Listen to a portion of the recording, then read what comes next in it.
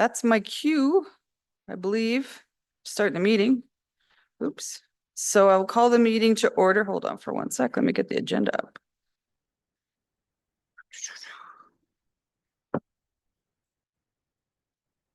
Sorry, call the meeting to order for Tuesday, June 17th, 2025. Council meeting attendance at the start of the meeting is 100% all in chambers.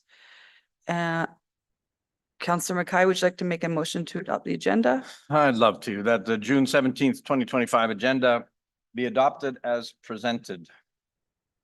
All right, I will call for that vote. Voting is closed, and that passes unanimously. Next on the agenda is presentations, delegations, and announcements. We have, I would say a presentation, but with the number of people up there, it's more like a delegation from St. Albert Soccer Association. And Steve, you're the speaker. Is anyone else speaking? On the, just you're representing the whole crowd? Is anyone, like, are you answering all the questions as well? Okay, you can call a friend. All right, come down to the mic. I think they've got your slides queued up. You have 5 minutes for your presentation, but then I'm sure there will be some questions that will extend that. That does not look great. Didn't you see all those lines? Is that the presentation itself?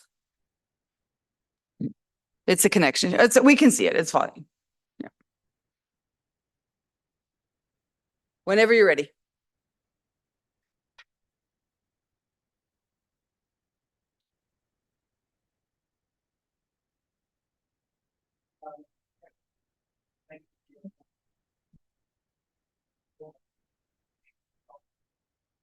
Kathy, there's no, you got to turn the speaker on. There we go. Got it? Thanks. Yeah. Perfect. Thank you.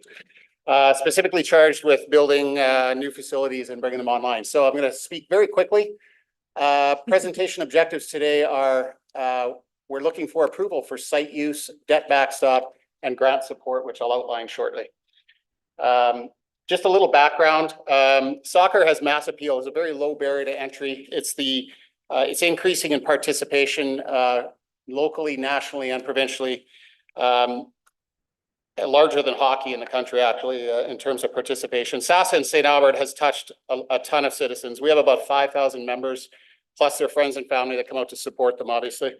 So we think we might touch at least 1/5 of the population, from under 4 programs right up to a semi-pro League One. We're one of the largest soccer associations in Canada, as a matter of fact. So this is also, I want to clarify, it's completely separate from the Field of Dreams you may have heard of. That has nothing to do with this. That's a different facility with a different purpose and different stakeholders. This is simply a 7-a-side facility that replaces existing facilities that we are leasing today. So we're going to situate it between the SASA clubhouse and the existing rugby club on land that's already approved for this use. And we think it's going to become the least expensive expansion of city rec facilities that will be presented to you. In terms of location, we're looking at placing the 7-a-side facility in between us and the rugby club, and pushing our Field 1 slightly west and covering it with artificial turf, which will also dramatically increase capacity for outdoor. Sorry, I'm struggling with this. And here's a bit of a picture. We're trying to connect it to the existing SASA clubhouse to take advantage of commonality and facilities such as change rooms and offices. Skip that. The structure, we're projecting that the facility is actually owned by the city and leased to SASA. So very similar to how we did the clubhouse almost 40 years ago. We'll lease it, and we're responsible for a lease payment that is equivalent to the debt payments for the city. And it's managed by existing SASA administration, who are already successfully managing our facilities. The options we're proposing, one of two. First one is a $1.5 million investment by the city, and then we pay the remainder of the debt service over the term of the loan. So no effect on city budget after the first 1.5 million. Second option, if it's more palatable, is to simply build that 1.5 million into an amortized payment over the term of the loan. So it would be a small monthly contribution as opposed to upfront, and we would pay the remainder. So Again, one-time investment or monthly over 30 years. But in effect, our members are paying the majority of the cost of this facility that will become a city asset. In terms of underwriting, our costs right now are about 6.9 million for both facility, the 7-a-side facility and the artificial turf. And again, we will look to finance that by way of 1.5 million investment upfront and amortize the 5.4 million or amortize the whole amount with a monthly subsidy, which might come to about 7,500 bucks a month. Revenue projections, 68,000 a month, 36,000 expenses, leaving plenty of room for debt service as we projected. Competitors, I don't think are all that relevant personally. This is a St. Albert facility that's going to be used by St. Albert users, but other facilities similar to it are Victoria Soccer Club at 142nd Street, the Footfield, Calgary Dome, and the Scottish Dome. But there's a significant undercapacity in the capital region overall. So a summary of what we're requesting is SASA will build, operate, and substantially pay for this city asset. We're using the provincial debt facility available to the city because it is a city-owned asset. Timeline, we're looking to get approval soon. Start construction fall, winter, opening in the summer, fall of 26. We're already into engineering. The project is getting very close to shovel ready. Land's already entitled for this use. Beneficiaries are widespread for the citizens of St. Albert, not just soccer players, but also all other recreational activities and user groups. We also think it could be a facility that would support special events such as Special Olympics, summer games, winter games, that sort of thing. Most importantly, it's going to dramatically increase service place capacity because we're going to get out of those fields and there's a ton of excess demand at service place right now. So this is going to be good for all user groups. So just want to thank everybody. I want to particularly thank city administration. They've been really good to work with, helping walk us through how this is going to work. And we also want to thank just a couple of community members. Wilco has been fantastic in this process. Art, Matt, and Mike Pavich have been knee deep in the project helping us out. Landrex, we've also attached to this decks letters of support from Sports Canada, Edmonton Minor Soccer Association, Alberta Soccer Association, Nate, with whom we have a very strong relationship, Minor Baseball, St. Albert Rugby Club, St. Albert Public Schools, and the Sports Academy attached to St. Albert Public Schools, which will be a user group. So that's it. Hopefully I beat the 5 minutes. Any questions? Oh, there we go. That's good. Any questions? Lots of questions. What you might have, first of all, can we have a copy of this? Yeah. Or release the financials? Yeah, for sure. administration has it, so Yeah. they can see. The whole thing's nice. Can you go back to the page that you had all the financials?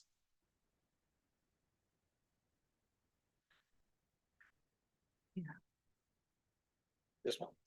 So the entire, you're expecting the whole thing to cost 6.9, and 6.9. Okay, that includes the artificial turf. okay. Oh, that includes the big field outside? Okay. Yeah.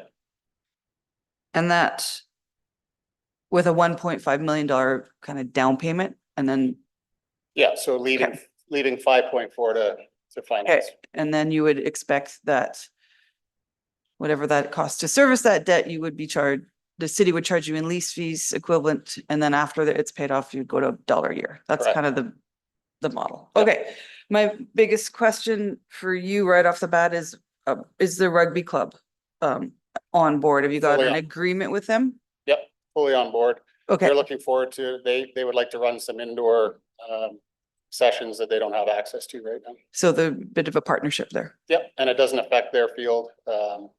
So we've worked that all out. That's fine. Awesome. Councillor Mackay, you have a question? Go ahead. Yeah, unless you're done. I thought you'd maybe. I've got some questions for staff too, so. Yeah, I'll have questions for staff. Thanks, Steve, for your presentation and thanks for bringing the gang out.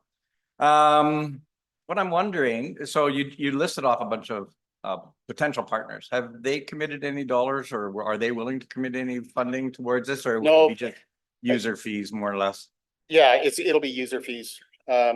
You know, a lot of those organizations will use this or they'll use Service Place because it's now available.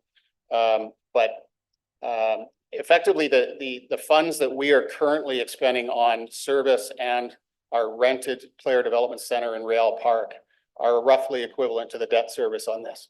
So instead of renting, the city will now own an asset and have us pay it off.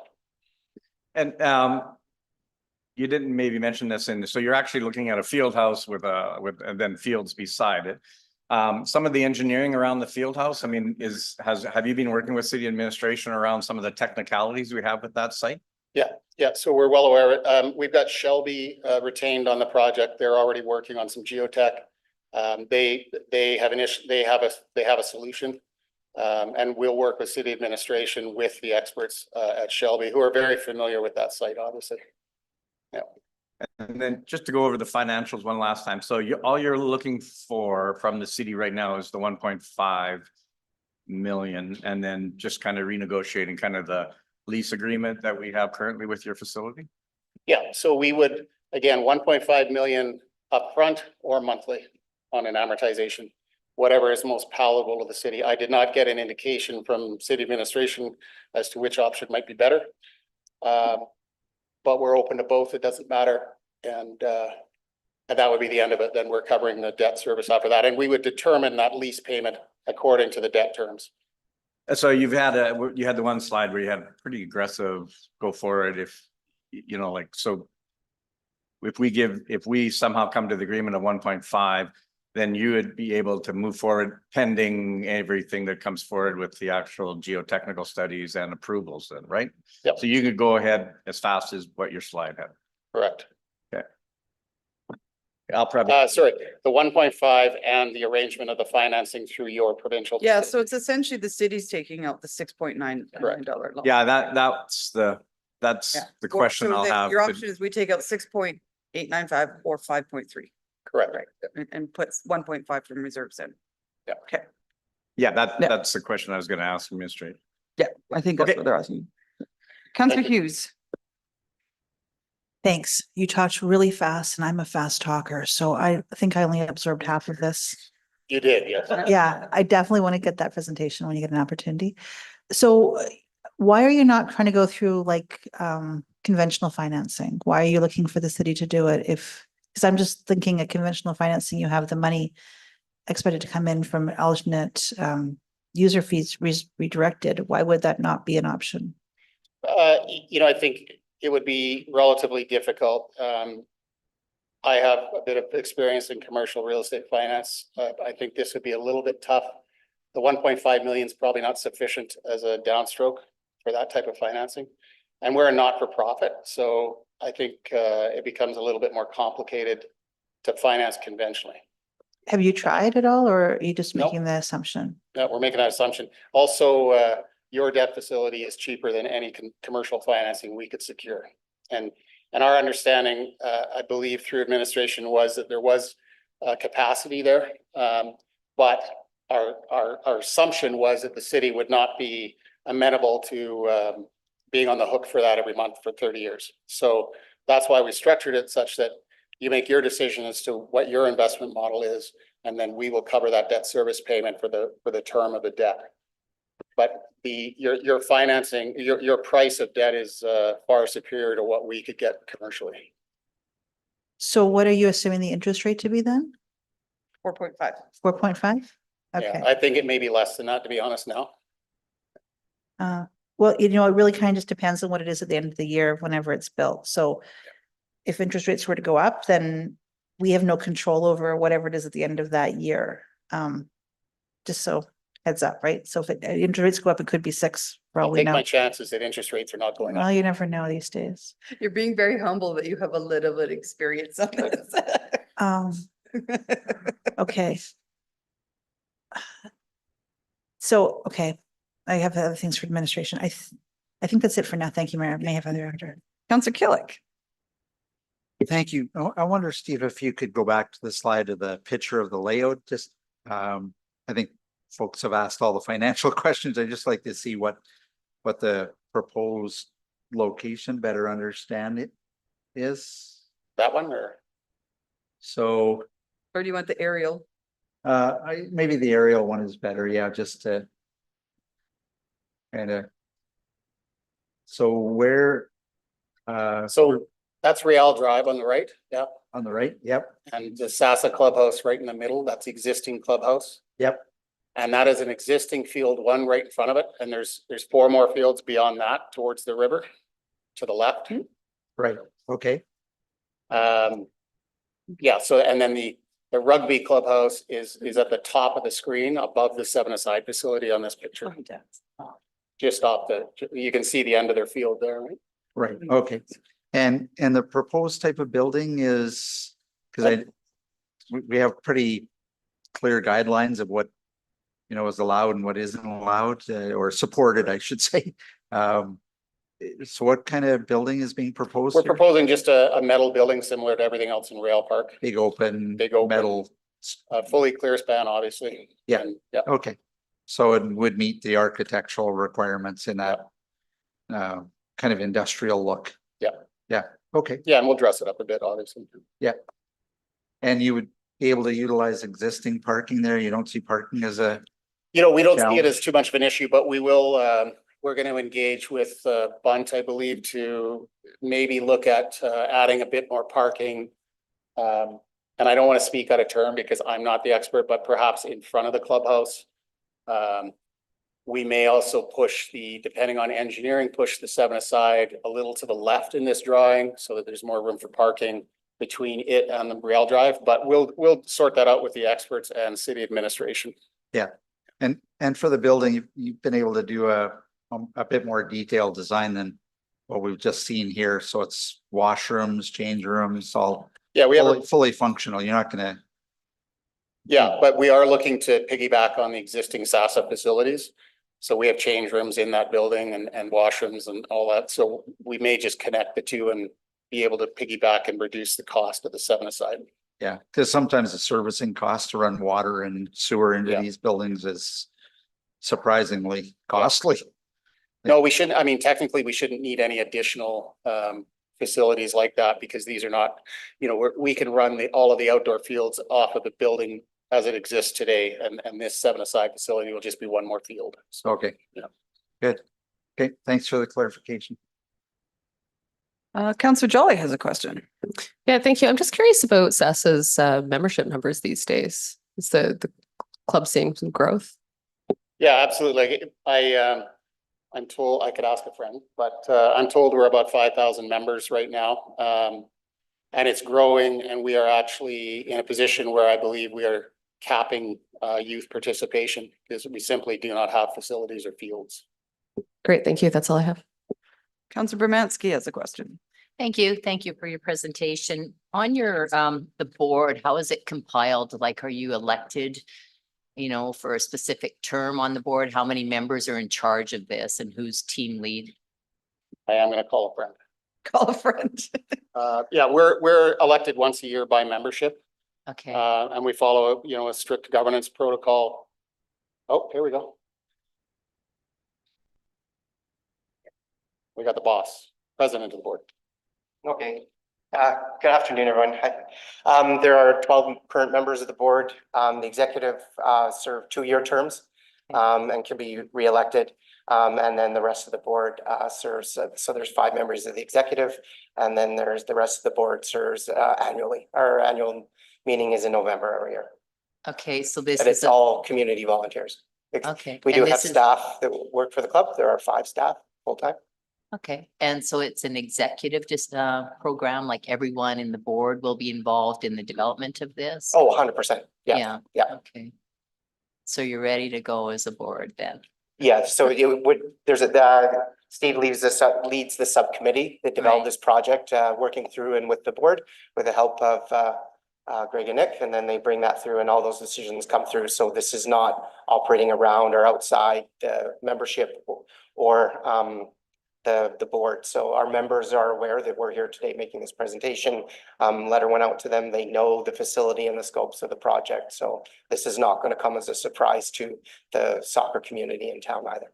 Okay, and how about the parking lot? Is there amendments for that, and who's going to propose to look after that and such? Yeah, so we're going to, once we have the go-ahead, we're going to engage a few other professionals, an architect, and also likely Bunt as a traffic and parking expert. So we don't think we have a parking issue, but I realize there's certain guidelines. So we're going to work with city administration and Bunt to make sure that we're meeting parking requirements for the facility. And it may involve a little bit more parking in the extra green space we have in front of the clubhouse right now. And the intent is to leave the parking pretty much the way it is now in Yeah. design and everything? Okay. And then the lease term, is there a specific lease term? You're I would proposing? propose to reduce, 30 years. to eliminate risk for the city. I would propose to tie the lease term to the debt service term. So if the debt is amortized over 30 years, I would suggest a 30-year lease so that Okay. we're covering that debt service. Okay, that's all my questions. Thank you. And Kevin, do you just want to say your name for the Yeah, I record? was gonna, I didn't introduce myself, Kevin Jones, president of the Are you St. Albert Soccer still president? Association. Yes. Councillor Broadhead has a question. Thank you, Madam Mayor. Certainly, thanks for the presentation. It's good to see you here. You may have touched on this in your presentation, but maybe just remind me or explain to me. I'm not sure I understood the impetus for this building. Are you replacing an existing facility? Maybe just walk me through the decision to actually come up with a program and bring it here today. Sure. So, I mean, overall in the capital region, there's a deficit of facilities. Obviously it's winter, 6 months of the year. Right. So, that's been an ongoing problem. We've had situations where 2 St. Albert teams actually drive to Red Deer to play a game. Absolutely ridiculous. So, but these are existing, the debt service that we're proposing, we're spending it today. We're spending it on Service Place and we're spending it on a private facility that we lease in Rail Park that we refer to as a player development center. It's an adequate facility. It's not fantastic, sorry. But we're going to replace those 2 expenditures, which are obviously rentals to us and to the city, with this payment, which will build an asset for the city that will benefit all citizens, including SASA. So it's just it's a change in the expenditure, I guess. It's going from renting to buying, in my opinion. But also those facilities are full service. We're well aware that service is over capacity at this point, especially on those fields. I understand that they actually have a desire to perhaps shift some of the usage of perhaps one of the fields to more court time or more courts. But they're full. I know as a soccer coach, I can never get time anywhere. There's just a lack of capacity. So this thing will be full from day one.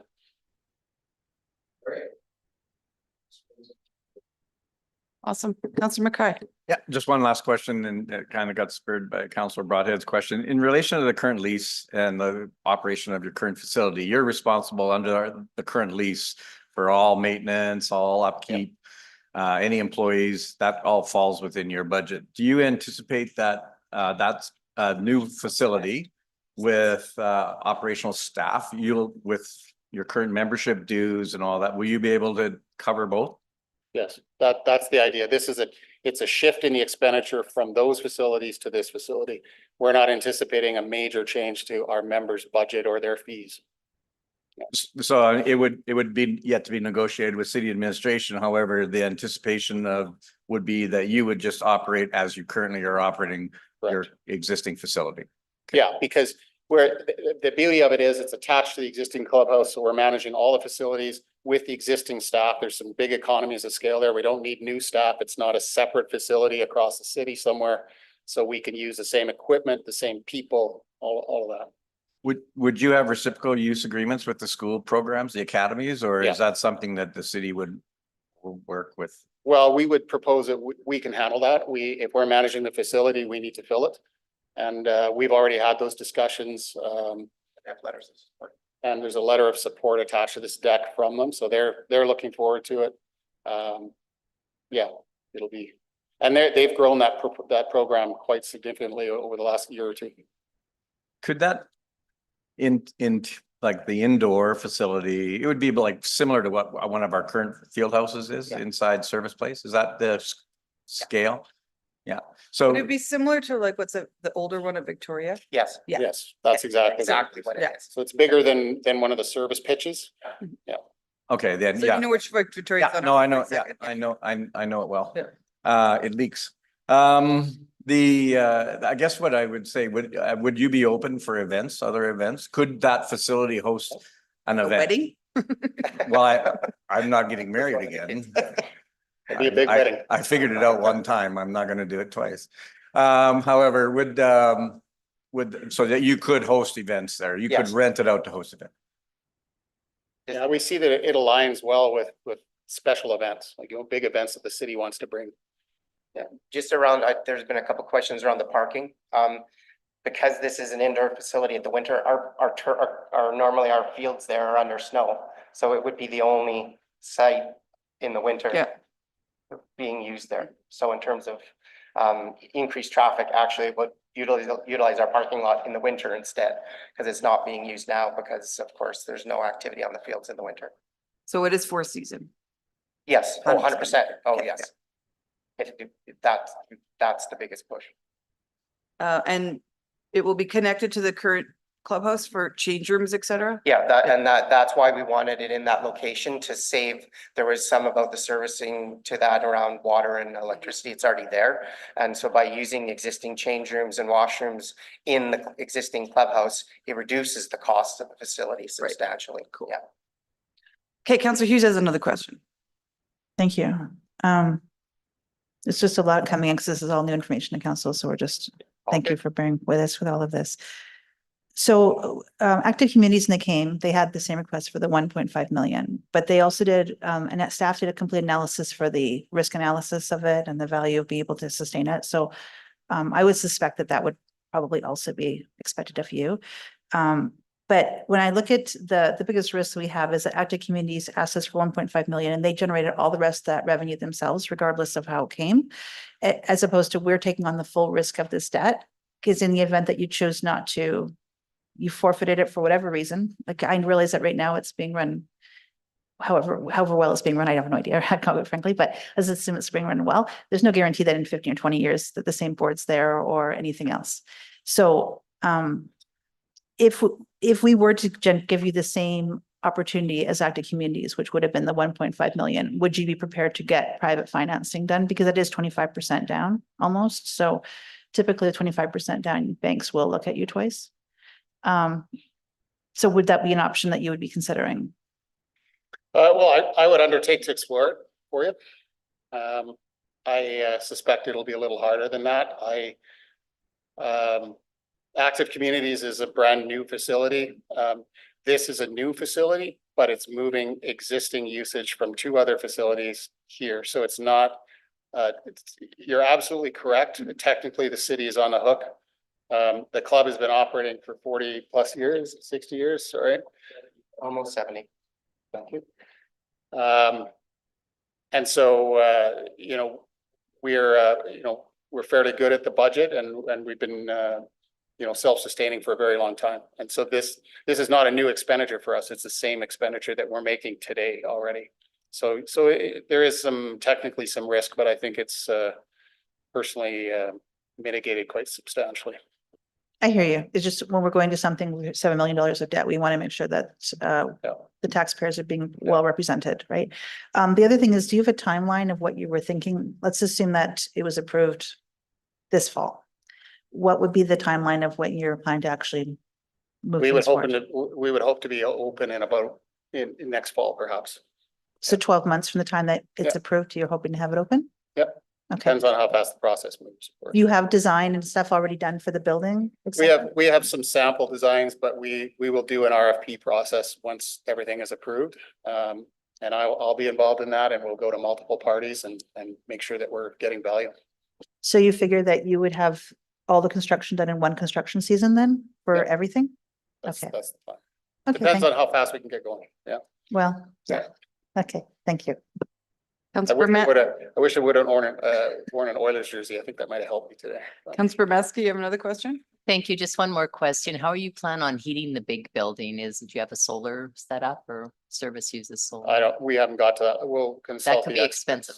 Yeah, I mean, I'm big on that, but we need to, do a cost benefit on it and we'll work with the architects and the builders to determine what's feasible. Okay, thank you. Yeah. And the full-size field, that dream is not gone? No, not at all. No. We're full speed ahead on it. It's a much bigger project. It has different stakeholders. It'll involve all three levels of government. And there's some other partnerships that we're working on that are really exciting. But we're not quite there yet.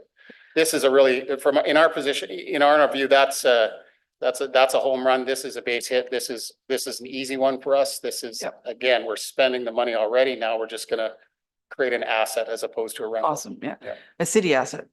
Yeah, Really, city yeah. asset. And when we talk about demand in the capital region, I had heard rumors that Strathcona was building a full size, Yeah, there's I- been rumors all over the place. but nothing you guys know more than I do. Okay. We're not aware of anything that's ahead of us. Oh, I'm seeing a nod. This is why we bring a posse. I love it. So my name is GR Figueiredo. I'm president of Alberta Soccer. Oh. And Strathcona is building a field house in there. But it's similar to a situation here where they're just replacing some of the demands from Zero Park Club, Phoenix Club, into that. So instead of using Victoria or the Scottish Dome, they're going to be using their home. So we right now are short roughly 7,000 hours of usage during the winter in the capital region alone. In Calgary, that's roughly 9,000 hours of shortage. So there's a massive shortage in the province right now. And that's why I came here to support it, because we need cities like St. Albert to lead it, the changing of that reality, because we, as Kevin mentioned, we're saying no to kids to play soccer because we just don't have the capacity, especially in wintertime. How about summer? Summertime, we have quite a few fields, good open fields, but those are not quality fields. They often I get photos of holes and mismanaged. Just clarify that doesn't happen here in St. Albert. The fields are beautiful to take care of it, but it is one of the problems we have it here. And especially also another problem we have is high performance fields, stadiums and that kind of stuff. But that's a conversation for another day. We are short capacity in the. Yeah, are you guys Yeah. are still using like, I would love to say school fields, but not the one behind Lois Hall. No, But you still use those kind of for outdoors, but we're short in St. Albert for outdoor? that's correct. And then we've had fields come off line because of the construction in Salisbury and Sturgeon. Okay, So we yeah. lost field space there, and Forest Park, the trees are growing and they're offline because they're coming up with fields. Okay, And so the inventory available for the 11-a-side game is very limited in town. And so that's a key component to turfing this. It allows it's not weather dependent, and Right. it allows us to play on it a longer window. And then on the other big project, there are 6 grass fields attached to that, and that's just as important. so in that that's project. future work? Yeah, Okay. yeah. All right, is there any more questions from council? Okay, so the way this works, oh, Councillor Jolly? Okay, so the way this works, and please don't think you're gonna get a motion that's gonna Nope. give you $6.9 million today. We're gonna have to do some work. But we're gonna probably ask staff some questions. Please feel free to sit around. And then I'll commit to getting back to you, Steve. Yeah, In, I don't even know, like a week, just to say thank you for presenting, but I'll give you some timelines at some point. Perfect. Okay, thank you. Appreciate the time. Thank you, everyone. All right, Councillor Jolly, you wanted to go first? Yeah, I'm just curious about how quickly we could get a recommendation or evaluation of this from admin in terms of our priorities. Yeah, thanks, Counselor. I know we've got, sort of the team standing by. You could talk through some of this. And so the overall priority discussion is a bit of a different discussion that we're not here today. I think if that's what you're kind of asking. Well, like, yeah, what's that's the what I'm saying. implications in terms of the I long-term debt? I don't think it's worthwhile getting into the details here without staff kind of. So going that we away. can have a discussion, I think, probably in broad terms very quickly. The mechanics of actually getting to a position where we're ready to do this, right? A borrowing bylaw and a tenant agreement with St. Albert Soccer Association, all those bits and pieces. I would submit it's unlikely to happen this summer, just in terms of the timelines, right? That's just the mechanics issue should council determine they want to go ahead. So I think as we, kind of figure out what you want, if you want to expedite some of those discussions, I would submit that we might want to discuss what a notice of motion might look like. Yeah, so I guess I'm considering a notice of motion, not because I know that I want to support something, but just to get that information back in a timely manner. So if I just kind of had a motion that was, 1.5 funded from whatever Anne thinks is best. Would that be sufficient just to get that backgrounder is what I'm looking for? Yeah, I would submit if after questions, perhaps if you give us 5 minutes, we could put something together because I think it's a little more than that, right? And so there's the 1.5 million and there's the attendant borrowing of the entire amount, right? At the end of the day, ultimately. I don't know if I want to champion that, but Yeah. And then there's all of that is predicated obviously on an actual design process, right? That is amenable to planning and development principally from both from a building permit and a development permit perspective. okay. Thank you, Mayor. That's all I have. Yeah, Councillor Hughes brought up the parallel kind of with Active Communities Alberta, and we asked them to submit their business case, and did the city evaluate that business case? Yeah, okay, and so I think that was probably, although you have been working with soccer through this and maybe you've already had a good look at the business case. I think from a business case perspective, I'll refer to Rec and Parks and Ms. Podlubny to talk through that. I think that there actually have been significant collaboration and ongoing discussions with St. Albert Soccer Association to get us to this point for certain. And so certainly, I think they could talk a little bit about the business case. You know, it's a bit of a chicken and egg game a little bit, right? In terms of a detailed design and an RFP, how do you do that with assured funding?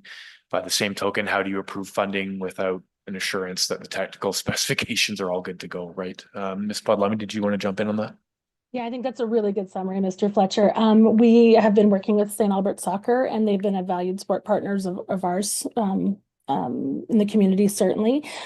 We do have some logistics we're trying to work through with them. So again, to Mr. Fletcher's point, I think it is a chicken and egg scenario of we want to work with them through our community capital development process. And so really important that we get more understanding of the technical requirements to build on that site is challenging. Just with the previous landfill, there's some high pressure gas lines in that area that makes it challenging. There's some development and planning pieces we need to work through as well as, you know, finalizing and I think formalizing that discussion with the neighboring leaseholders is going to be really key with the rugby club. So some of that, navigating some of that work, and then just working with our planning and development teams. So we are working with them certainly through this process and we'll continue to do so as we work through this a little bit further.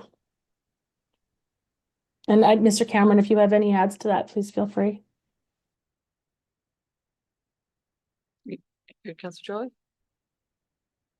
No more questions? Okay. Councillor Mackay. Yeah, thanks, Madam Mayor. I guess I got some of the questions and maybe it comes from previous conversations around the possibility of this coming in front of us. So usually when we have a debenture, we usually put it out for about 20 years. And we usually we build in a contingency factor.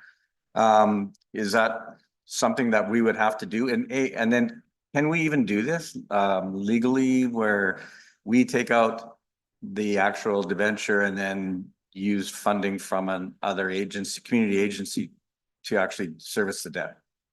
Yeah, thanks very much. I'll just throw it right over to Anne to talk. Thank you. Thanks for the question through the mayor to Councillor Mackay. Yeah, we would be taking out, like if we took out the loan under the city of St. Albert, it would be like a guarantee or co-signing of the loan. So we could do it either through a borrowing or a guarantee bylaw. And just like Councillor Hughes stated, that the city would be liable if SASA does default or cease operations, and either method goes against the city's debt limit and the debt servicing limits, but it is legal. Okay, thanks. I appreciate that. So, I mean, but it would be, I mean, the MGA or our financing and our own internal policies would allow us to do this then.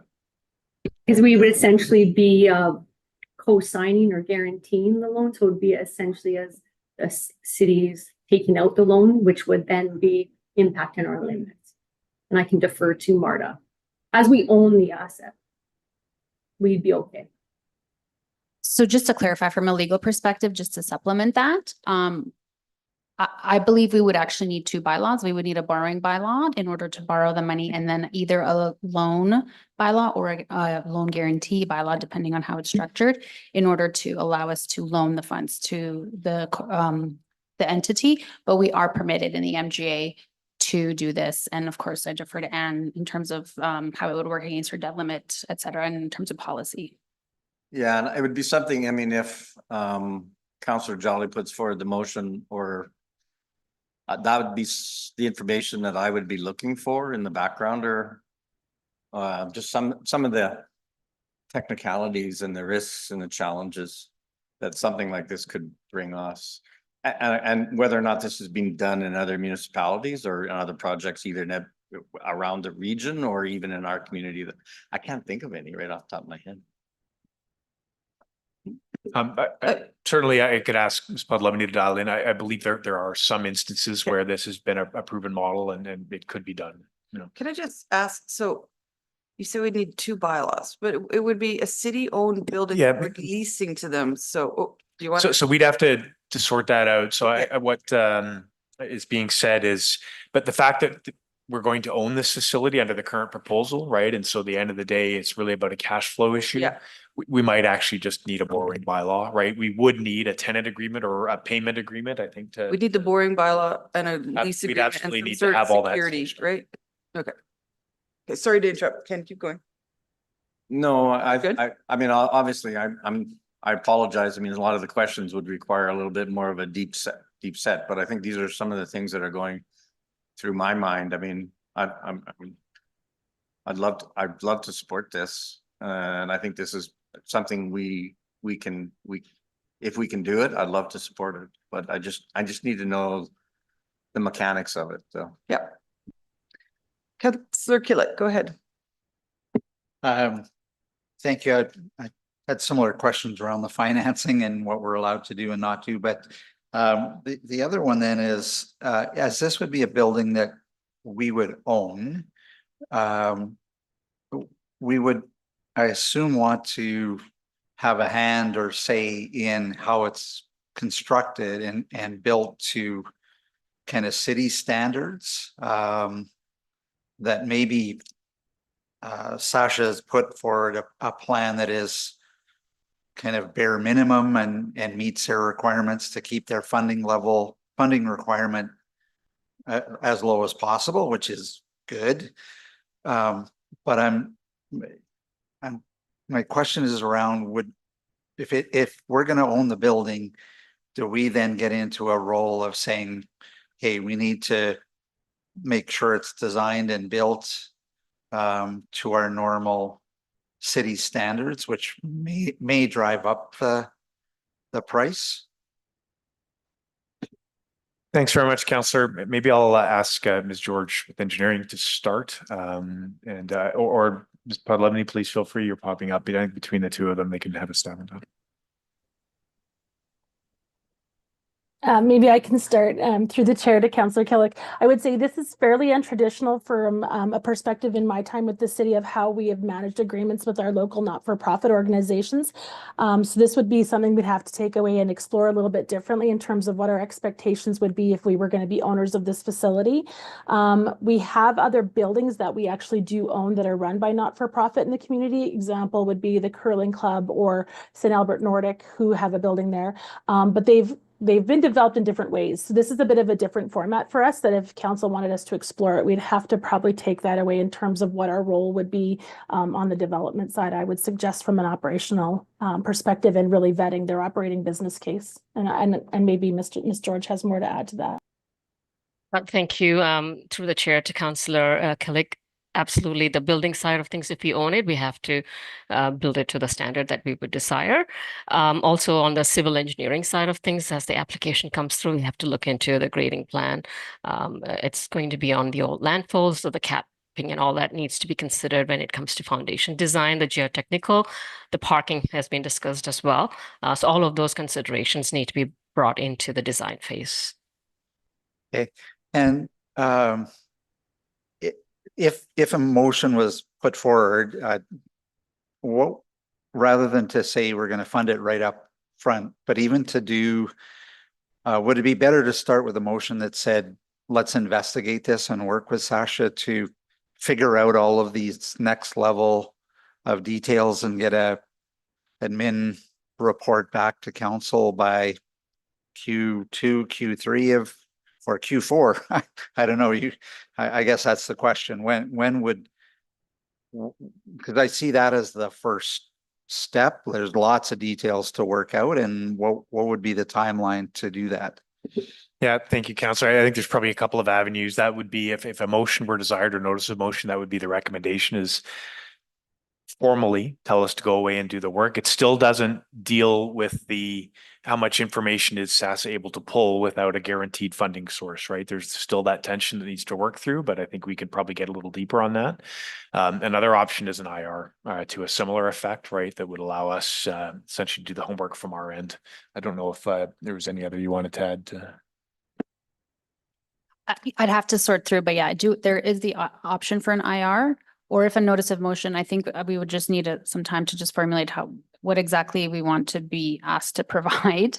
So I do think the IR route is actually preferable, so we could gather all the information and do the research and provide it to council.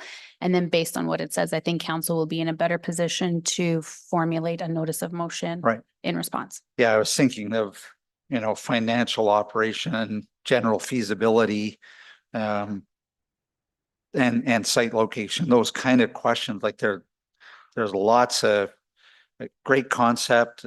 Love the fact that Sasha brought it forward to at least, get the discussion going to that next level. But seems to me we have lots of kind of that next level to figure out, and maybe an IR is a way to start to work through that. Information request, if people don't know what an IR is. I apologize for that. All right, are you good, Councillor Killick? Okay, Councillor Broadhead. Thank you, Madam Mayor. Can I just go back to the proposal to use the city as a backstop for the financing? It's really not a backstop. It's the city borrowing the money, right?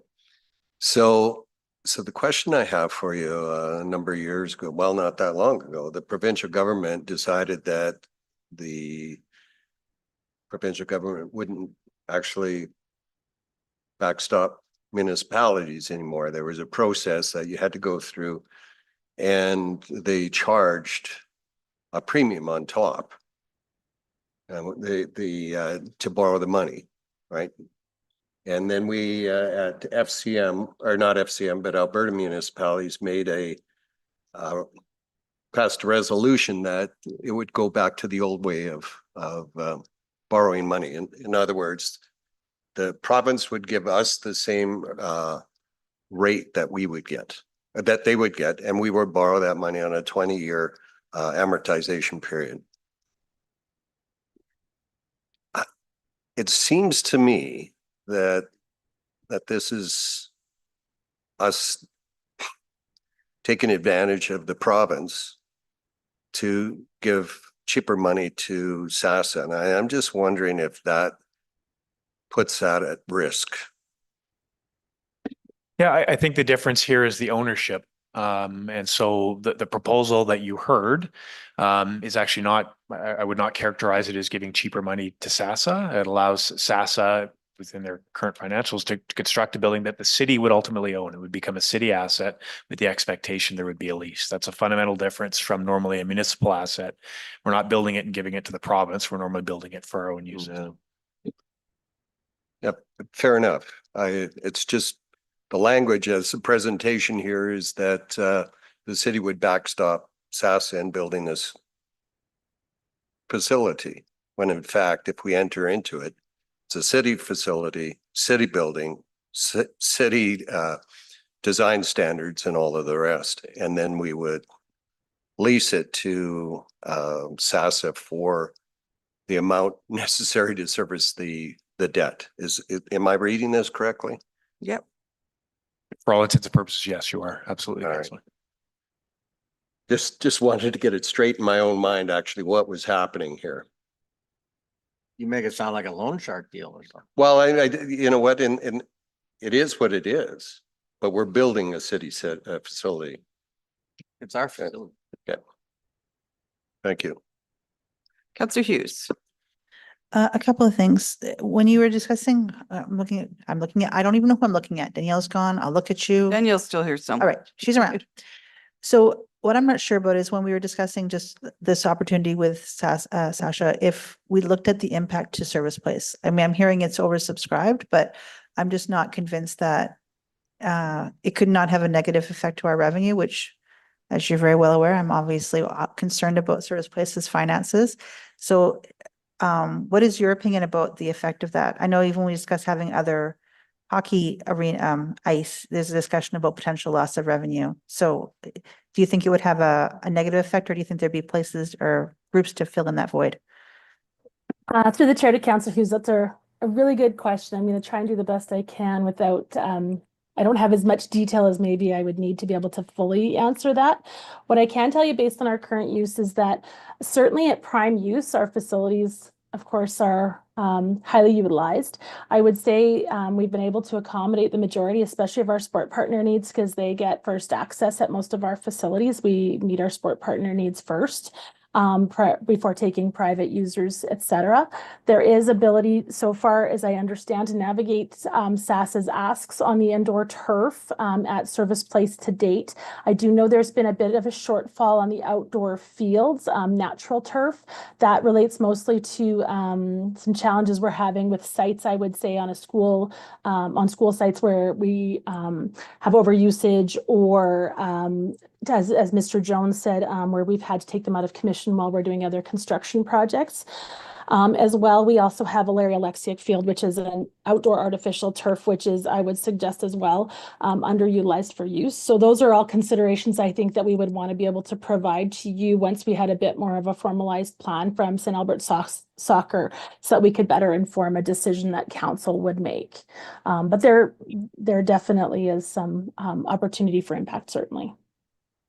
So I'm not sure, and maybe Councillor Jolly, maybe you've already got it in your head what you want to put. I'm not sure what if we did an IR or a motion. I see this as a pretty big ask for just looking into the finances and consequences. I feel like it almost needs to be a motion, and I have no idea of what we should be putting in that motion to make sure that we have asked for everything that we need to ask for. So I guess I'm looking for help with next step. Like, I guess Councillor Jolly, do you have something already? She said she would work with the administration at a break. Yes. Okay. Yeah. Okay, if you've got something, because I'm thinking, and are you going to do it as an IR or as no motion? Okay, I think that would probably be the best way. Okay, well, we can talk after. All right, to make sure. I see no more questions. I'm just thinking that we need that value for proposition. Yeah, and the that's not a complete looking question, at that. Councillor Hughes. That's all. Okay.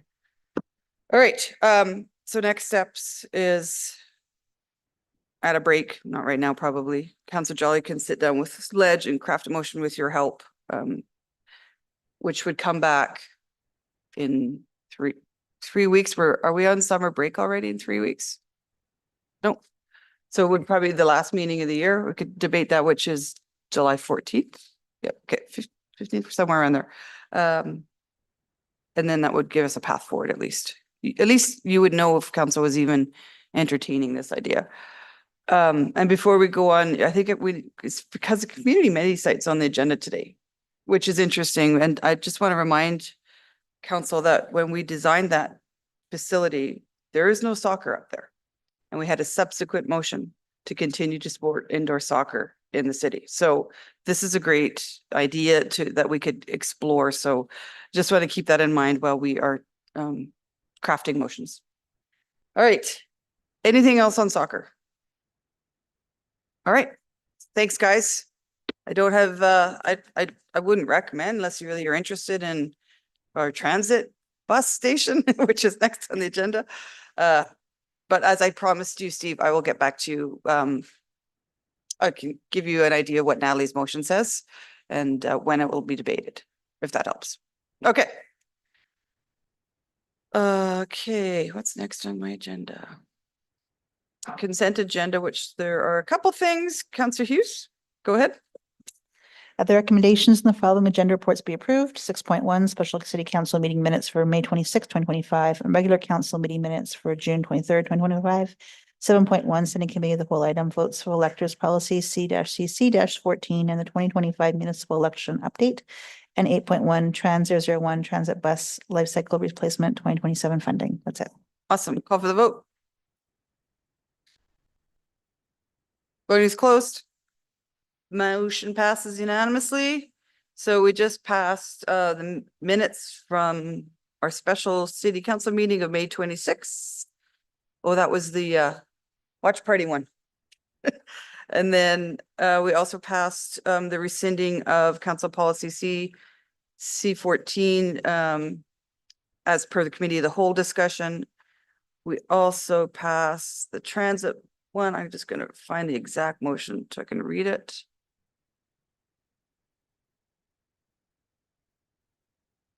That the municipal repair, maintain, replace capital charter trans 001 transit bus life cycle replacement be approved for $13,379,000 in 2027 and $12,402,000 in 2028 to be funded by the Transit Life Cycle Reserve for goods and services not to be received until after January 1st of 2027 and 28 respectively, in each of the respective fiscal year approvals. Okay, that just gives us a head start on ordering buses.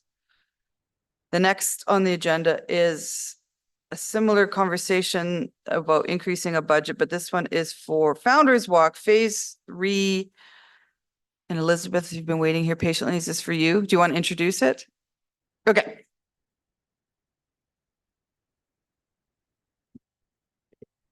Whenever you're ready, Adam. Good afternoon. My name is Adam Turnbull. I'm the Cultural Facilities and Resource Manager for Community Services. I'm here to speak on a component of Founders Walk Phase 3, the lighting of the Children's Bridge that was approved in 2024. Council approved $108,000 for this project. Project scope was to provide color-changing LED lighting for the Children's Bridge. The original scope of this project did not include providing power to the bridge. Instead, we plan to work to align with the anticipated Millennium Park construction for greater efficiency. With Millennium Park work not proceeding, additional funding is required to supply power to the bridge. We are seeking council approval for the extra budget as it exceeds the CAO's delegated authority. We are asking for an additional $102,000 to complete the project. Should council have any questions, administration would be happy to answer them. Thank you. Awesome. Short and sweet. Councillor Mackay has a question. Speaking of short and sweet. Sorry. You put it on, you put it on. Shaking her. Okay, I apologize.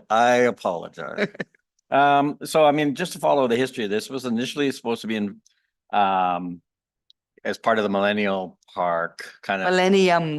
What did I say? Millennial. You always do it. Is anybody a millennial in here?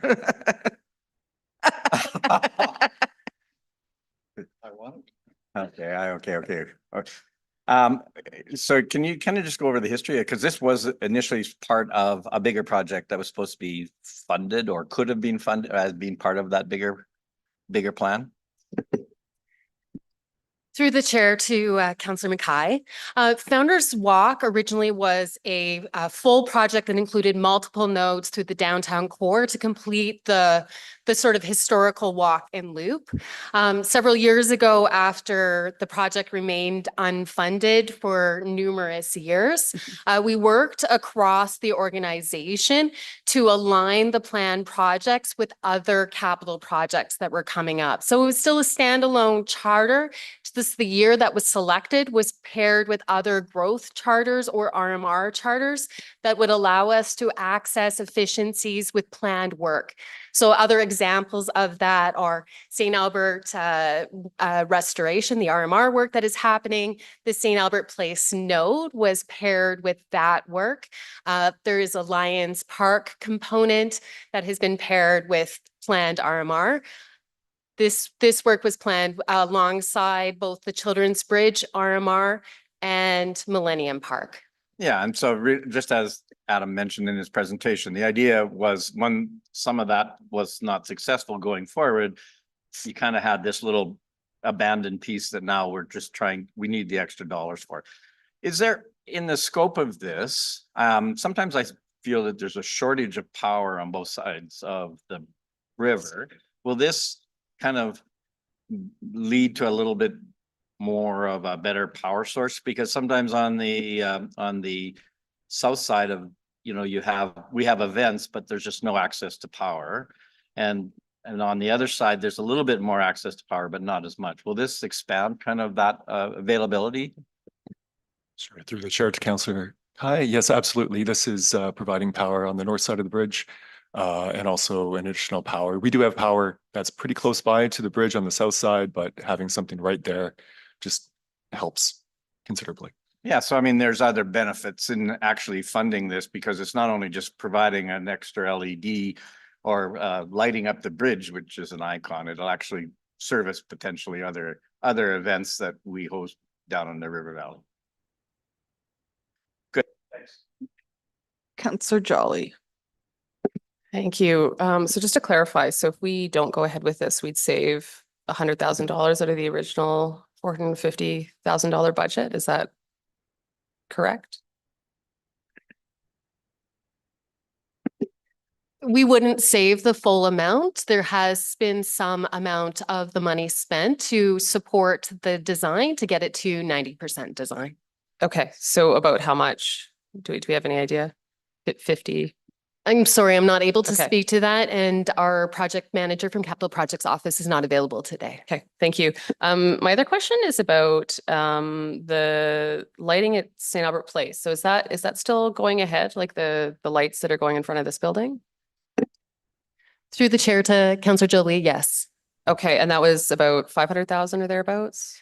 The actual cost of the lighting per linear feet is actually a similar budget. So we're being asking for Founder's Walk with lighting and power is right on par with what is being spent on the lighting at St. Albert Place now. So around 200. And so the intent in terms of use, so from what I remember, the use of the lights on St. Albert Place were going to be used for those community recognition events and things like that. So the idea we'd have both the bridge and St. Albert Place kind of performing the same function in terms of those lights. Through the chair to Councillor Jolie, yes. So for the commemorative component and the celebratory lighting, if the lighting was to be a specific color because of a recognition or a milestone, they would be lit the same. The rest of the time, it would be just lighting on the bridge. Thank you, Mayor. That's all I have. Yep. Councillor Hughes. Yeah, the thing I'm concerned about is just when we had a discussion at budget, my understanding was that this was included with one of the other business cases that came forward, and now we're saying it's not. And I understand we're blaming it on Millennium Park not happening, but that was decided well before budget, and that wasn't the conversation that we had. So I'm trying to put these two together right now.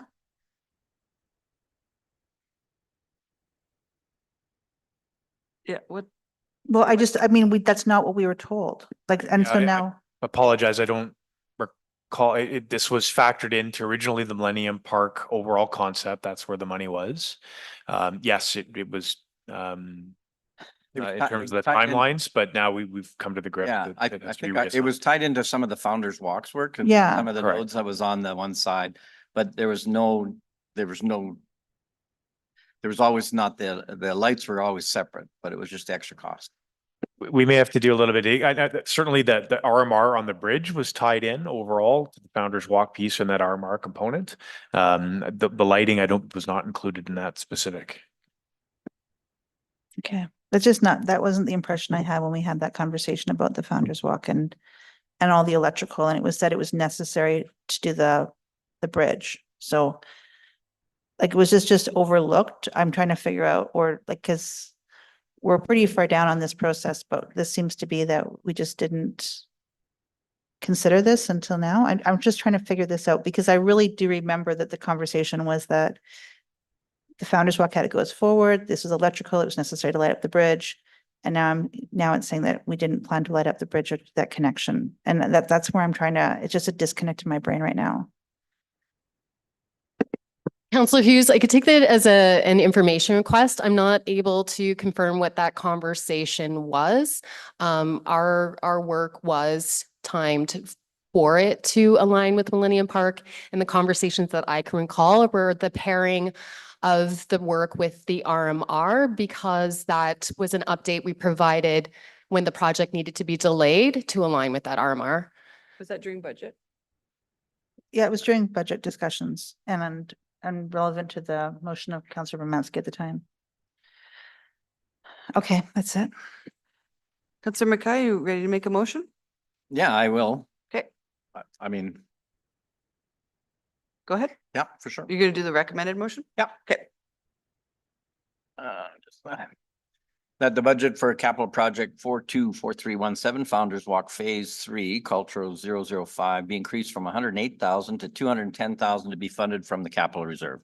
All right, I'll accept that. Any opening comments? Yeah, I mean, obviously, and this is an iconic structure in our community, and it also speaks to as to Councillor Jolly's inquiry in relation to the downtown vibrancy and the ability to actually connect some of our heritage sites together and actually be able to use it kind of for other intriguing and interesting ways. I mean, we have a bridge that I think is recognized almost is recognized probably as who St. Albert is, along with our heritage parks and maybe others. But I mean, when you see a picture of St. Albert, you also usually see a picture of the Children's Bridge, and it would be really important, I think, to actually have that the additional feature of having lights on that bridge and how it could be integrated with all the festivals that we have currently in our community. So I support this. I recognize there was some discussion during budget. However, my recollection of that was that it was tied into the actual RMR of the actual bridge and some of the other components as it related. And there was the bigger discussion as to how it related to the entire Founders Walk expansion as well. So that's my recollection off the top of my head. But regardless, I think this is not a big ask, not a big increase, and it comes from our capital reserve, which is fairly healthy. Councillor Killick. Thank you, Madam Mayor. Absolutely support this. Not only from the point of view of having the bridge, Children's Bridge light up and in concert with the lights that are going on St. Albert Place for both recognition and celebration, I think is going to be great. But the other big reason is that if this power provides power access to other events, whether it's Rock in August or Children's Festival or any of the other events where we see very high pollution generators being used to deliver power, this will be great just from an environmental footprint, noise reduction, and just longevity. Power, when you put it in, it's usually there for many years. So I can see many years of benefit from this $108,000 increase. So I'll absolutely be supporting it. Anyone else on debate? Seeing none, do you have anything to close? Oh, go ahead. That's okay. Go ahead, Councillor Broadhead. Thank you, Madam Mayor.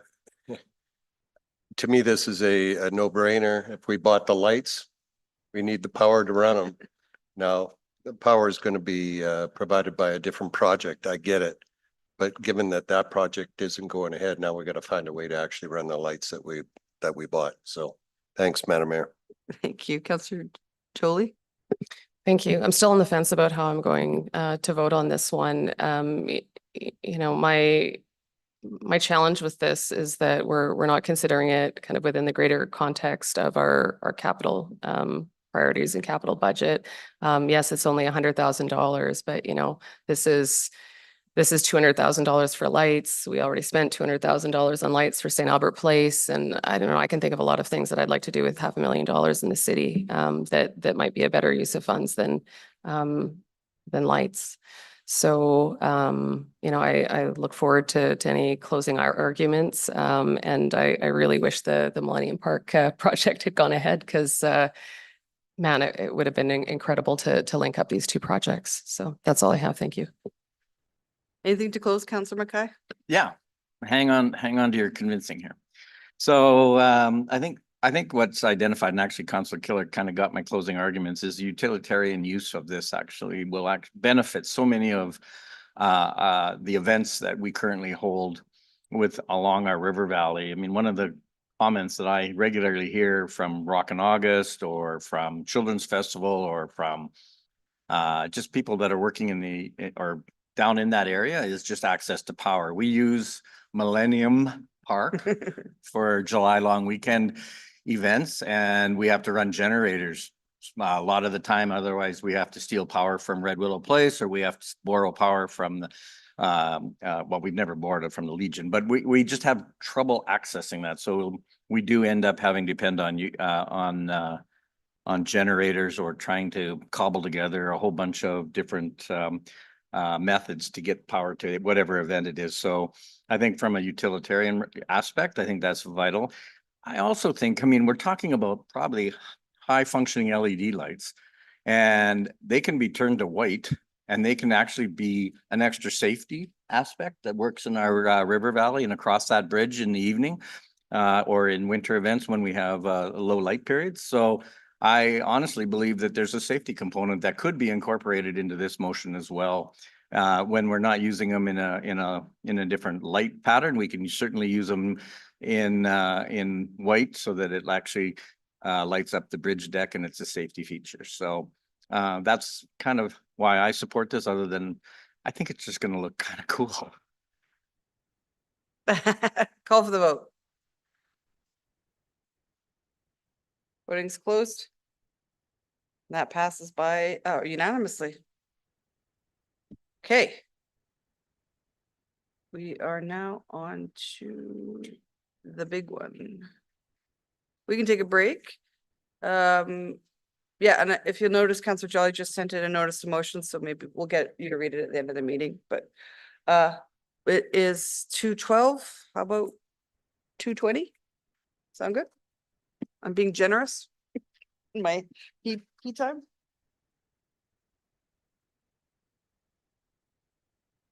Hey, you make it Q3.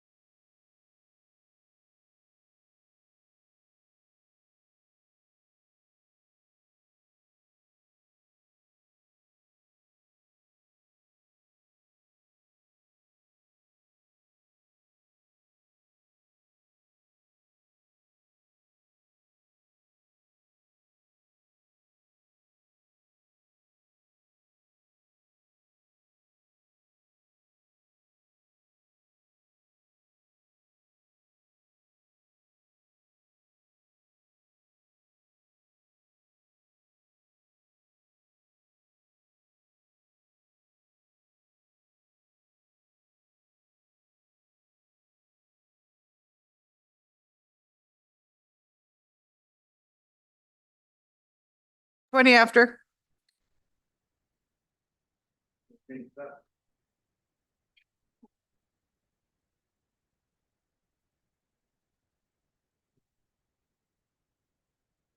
Pardon? Yeah, that's fine. All right, next on our agenda is a council, wait, no, let me check. Updates, yeah. So before we get into Councillor Hughes' motion, we have civic and external agencies updates. Why don't I start with you, Councillor Hughes? I don't have a whole bunch. I met with seniors just yesterday, actually, and they would provided some input to the community vision. Loved it. Very thorough. Put it mildly. And thank you to all of council for those who attended. I think almost everybody attended to the senior service and elders awards. That was fun.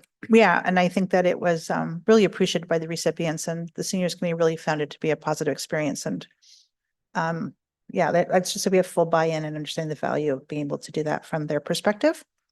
And I also met with the waste garbage meeting met. And Garbage meeting. met. And yeah, EWAC. And they again discussed about what we're going to do, I guess, going forward. Because the MRB does no longer has, well, just no longer has anything. We're trying to discuss how we're going to handle it, moving forward and having a regional discussion about waste. So that will be coming forward in the next, I'm not sure when, several months, about how we're going to do this and how there'd be a lead and whether or not there'd be any value in discussing having a larger opportunities for purchasing and that sort of thing if we were to do it that way. And there was also a gentleman that came and spoke about he's melting plastic and making it into things. So he started in his garage. It would have been quite the fumes. And he's doing that. It's not a cost affordable, but he does have all the different options that can be done. So you could actually recycle plastic. And that was about it. That's.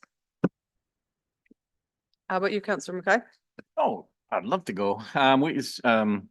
We had two policing committee meetings last week, actually. The first one was to discuss the community vision and pillars of sustainability, where so we were quite engaged, actually. It was a good conversation. Some good feedback, hopefully provided to administration. And then followed up on the next night by a regular committee meeting. And nothing really much to report. Our staffing seems to have kind of stabilized a little but still not meeting our kind of our authorized positions. And certainly, well, I mean, I don't think we'll ever get to the 75 positions because we always seem to be carrying about 15 soft vacancies, and that's fairly standard across. So although the policing committee and I believe the acting detachment commander has got an update in July in relation to our regular kind of updates. And they want to have a further discussion perhaps about even expanding that numbers even a little more, but that's yet to be determined. But sticking with the policing committee, we actually manned the farmers market booth and in the rain. And after the soapbox derby, which somebody on this bench won, I'm not going to mention who. I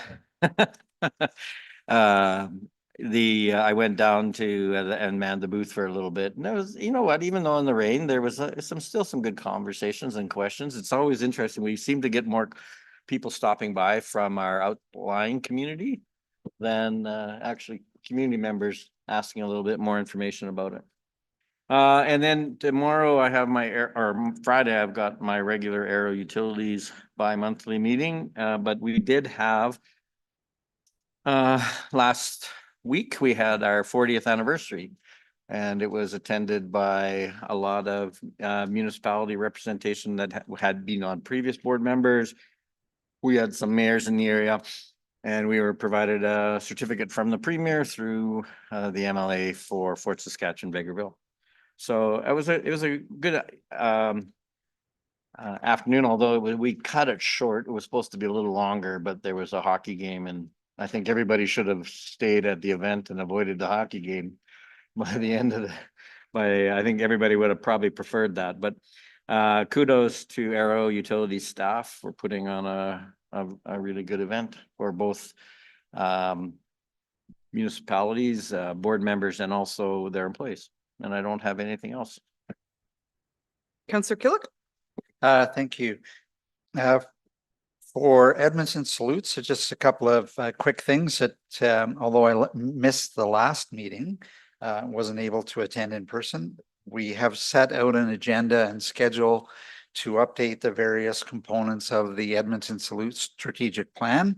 And again, this is a requirement that all committees under Edmonton build out a strategic plan and submit it to the city for approval. So that work will be underway. The mayor and I will be attending tomorrow the change of command of the first ambulance group out at the base. So that is always a fun event to attend, and Yep. and great to represent all the military members that past service, in service and supporting that are live in St. Albert as well. So that's always good to be able to represent there. And from a CSAC perspective, nothing new other than the main date, I think, is on all of our calendars for September 4th, at the community garden, 7 o'clock, for our community members recognition event. And I think everybody will remember that we had a record number of nominations this year, both from the chamber, environmental committees, and CSAC members. So we have a record number of people attending that in a very small space, and hope for good weather on September the 4th. And that's about it. I'm very humble, so I won't say who won it. You just But- happen to have the trophy on your desk. Yes, Dave. I had the trophy yesterday. All right, Councillor Jolly. Yeah, it's been a busy month. So had the Homeland Housing regular board meeting. It's doing very well. I guess I can't go into too many details. Yeah. And I also attended the Homeland Housing Employee Recognition event. So that happened actually right here in St. Albert.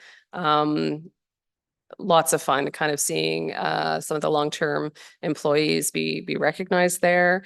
The Youth Advisory Committee meeting was exceptional. So as you know, we updated the bylaw, I don't know, sometime in the last while to ensure that there's an educational component that's kind of allowed within the context of that group. And so the committee requested, one of the requests was to learn about the election and election process. So we had Marta and was it Grace and Janice who came to present to the Youth Advisory Committee about planning for this election, especially considering it's, brand new rules that they're having to work with, and kind of the work that they're having to do to prepare for it.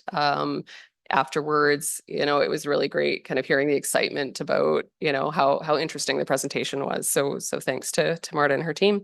I was also down in Airdrie for the Intercity Forum and Social Policy. So that's why I missed the flag raising earlier this month.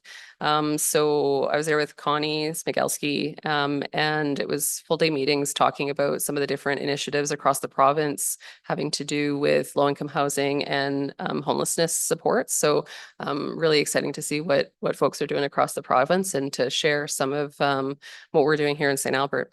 And that's all I have. Councillor Broadhead. Thank you, Madam Mayor. Since last update, none of my committees have met. That doesn't mean we weren't busy. Certainly FCM, a number of us went to FCM, and that was a really interesting conference, because that was the first time we actually got to hear our new Prime Minister speak. And like him or not, he is a polished individual and brings a certain skill set to the position of Prime Minister that perhaps we haven't had for a while. The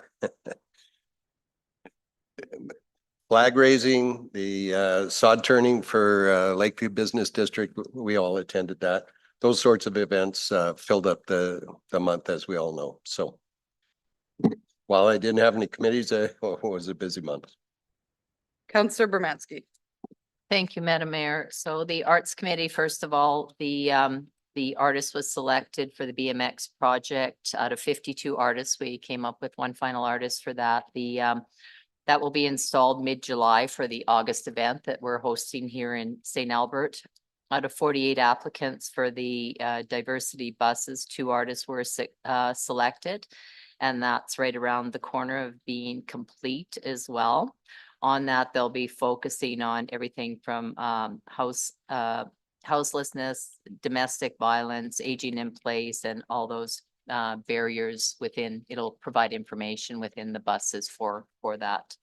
Element Park shortlist down to 3 artists, and that's a future plan. The Arts Committee talked about assets of art in the city in a way of compiling all those.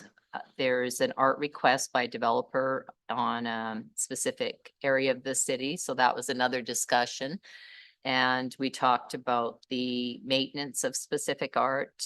The waste recycle yard has another plan to make something a little bit more visually pleasing there. So that was part of the discussion. And we discussed all the things going on in the community, the VASA evening for the artists, which I attended, and the art walk, which got rained on like everything else on Saturday. Saturday was like the busiest day for council. So, and I think Councillor Killick won because I didn't finish the race, but anyhow, that's okay. He deserved it. He was there from 7 a.m. So, and then I'll go on to the environmental committee. So we had one of our members on the environmental committee did a presentation for the group and for administration on an idea for, big lake remediation proposal. So it was quite interesting and there was varied views on it, but it was taken back by administration. Administration did a very extended riparian intactness report for us, very technical. And again, that team is so fluid and everything environmentally related. So that was a great presentation from the city. We have a couple more environmental things that were discussed. The Weed Warriors, which is coming up, the bike tune-ups that are being offered in Lois Hole Park, and the Bee Workshop, which is on the 18th, which, so 2 nights from now. On this week, just 2 days from now, we'll be touring all those environmental projects in the city that people have going, the gardens and such. And it's always a surprise to see everything that's so successful environmentally out in our community. And then we did discuss our award nomination for the Environmental Award Committee. So that was approved and finalized. We had the Sturgeon Watershed Joint Committee meeting that was hosted by St. Albert. We had it in our beautiful fire department. And so a lot of the communities came to visit, and we went through the idea was supporting the update of terms of reference. We went through all the terms of reference to refine purpose of SRWA, confirm key membership groups, develop elements for SRWA structure, refine key practices. We had a consulting couple for that, and that was put forward by the environmental department in the city. And we worked on a review of land acknowledgement, which did not get completed, and that'll be pushed to the next meeting. And that's all I have for now. All right. Thanks, everyone. Was a busy month. Now we can go to Councillor Hughes' motion. I'll get you to read it in. So Mayor, I'm just not sure which motion I'm bringing forward yet. Or if I want to bring it forward today, period. So, can we just ask a few questions first before I bring it forward? Or do you want me to bring forward just the proposed? I won't accept it. Yeah. So if you could read, because you were. The initial one that I'm looking at is not the alternative. It would be the project charter to complete the schematic design for community amenity site for 4,490,000 is approved to be funded from the capital reserve. Is the Okay, one I'm, that's the one that that's the one I'm looking staff at is right now. recommending. Yeah. Okay. All right, before I accept it, I'll let you start with some questions. Sure. And anyone else? So one of the concerns I had was just when the intention was to bring this forward in the fall, correct? But from what I understand, if we were to bring this forward in the fall, like we have to let projects potentially drop, like we're revising other, like the recommendation is for us to do the 2 stages, not just one, and then also that there would be shuffling of capital projects in order to accommodate this. And would that be what would happen if we discuss this in the fall? Yeah, and I can ask Ms. Podlubny to sort of jump in, but broadly, regardless of when we talk about it, right, there's still sort of the long-term sequencing and prioritization of the capital in your capital plan, right, that needs to be discussed. And through the chair to Councillor Hughes, I would just say that we had established our priority in our capital projects list based on our current staffing resources. So us taking on this additional work earlier than we had originally planned means that we may not have to shuffle it. We may have to bring some extra staffing resources on to accommodate the work. And we built that into the concept of the pricing just to keep this work advancing. So that would be our intention to move forward on the project. So if this was just debated in November, would that be, it would cost less to do it if we just waited a few more months? It's insignificantly less, I would say. It's like we would be at 4.39 million. So I mean, it's about 100,000 we've built in for staffing capacity on the recreation and park side and on the capital project side. So it's just about managing the workload, the significance of this project. It's a fairly big undertaking, so we just want to be sure to give it the resources it requires and the attention it requires as we move it forward. Okay, because it says like, I'm just trying to find it in here now, but like it said, we're gonna have to move stuff in 2026 and move stuff in 2027 for $1 million and 1.9, 1 million and 1.9 million under the financials, if we were to bring forward the alternative 1, for example. And 4 point in 2028. Maybe I can defer it to Miss Victor. That's, I think, a bit more about sorry, not Miss Victor, Miss Finley. That's a bit more about prioritization of a financial, from a financial point of view. We would be able to manage the project itself with this existing staffing or bringing on staffing to support. I think that's more of a prioritization of a financial standpoint. And Miss Finley's on the call to answer those questions about finances. Thank you. So through the chair, I think when we're talking about moving 1.9, if you look at it, I think it was for the alternative if we were to fund the whole project. It was if we were to fund both sections of the planning. So it was the 4.5 and then another 5.4, but it wasn't for everything. So it just said that if we were to do both, for alternative number 1, that it would involve moving everything.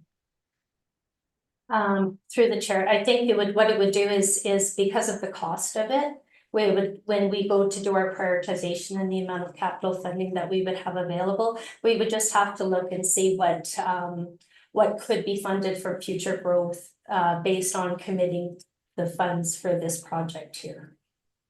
Okay, so Danielle, you can come back, Danielle, don't go away. So I guess if I were to bring forward the motion as I just mentioned it, to just do part 1, there's a mention here that we may need to redo it if it goes longer, but I don't think that would be the intention, at least not of this council. Some people will still appear next time. To just drag it on to do the second portion. Is there really an issue with just bringing forward the 4.4 million? To the chair to Councillor Hughes, I would say it's not an issue either way you wanna slice this pie. It's really about the amount of work we would get done. So we would be able to take it through the schematic design. It would inform better the cost of our facility. It would give us an opportunity to then talk with council about phasing and to talk to council also about potential capital partnerships or some funding models we wanted to look at. I think it was a comment, and maybe Ms. George wants to add any nuance to this conversation, but there is some risk, I would say, that if you stop at that point and we leave a period of time, like a number of years before we then fund another phase, there is risk that you lose some of that work that you've initially done. I would suggest if the intention of council and the new council will be to keep the project moving, that risk does diminish, but there's always risk that we just want to identify for council and make sure you're making a fully informed decision. And I would ask Ms. George if you had anything to add to that. Nothing to add. You covered it well. Thanks, Danielle. So if I hear you correctly, because I was reading all this and when I looked at the alternatives, all of a sudden I felt like maybe that's what you guys wanted was the alternatives. Now, certainly it makes it easier because you know you're going to step one and step two at once, but it is a lot of money. And that's kind of what scared me, I guess, when that's initially why I wanted to just do phase one to begin with. Let's just baby step our way into this enormous Mount Everest. Sure. Yeah, through the chair to Councillor Hughes, you're right. Like I guess like I said, there's a number of ways to slice this pie. And so our recommendation was that you could look at funding the full design. You could also look at just funding the schematic design. If you fund the full design, we still have a gated approach where we'll come back to council for approvals before progressing to the next stage. However, it would at least assign all of that funding. That does in turn, as our finance team has acknowledged, it does put some limitations on future funding opportunities then. So again, there's some risk there. I think we could task this either way. Okay, I'm leaning towards bringing it forward, Mayor, but I'm going to think about this. Councillor Broadhead has a question first. Go ahead. Thank you, Madam Mayor. So I'm wondering what council's buying for $4.5 million. We've kind of introduced a new term. It was always preliminary design, it was detailed design, and then on to construction. So what's schematic actually giving to us for $4.5 million? Yeah, I'll ask Ms. Bud, let me just start, and obviously Ms. George, I think, can certainly chime in on this. Sure. Through the chair to Councillor Broadhead, and I would ask Ms. Willesee and Ms. George to fill in the blanks. It is, I think, consistent language to kind of that preliminary design, that 30 to 40% where you kind of get more advanced than where we are now, which is, you know, blocks on a map. We would start to phase out what that would look like, look at phasing opportunities, and then we could kind of broach it further from an operational standpoint there. But I would ask Ms. George and Ms. Willesee to this is more engineering language probably than recreation language. Yeah, I can certainly add through the chair. The schematic is a term that we normally use for the building type, facility type projects. Similar language is the preliminary design. That takes us to, like Danielle said, 30 to 40% of the detailed design.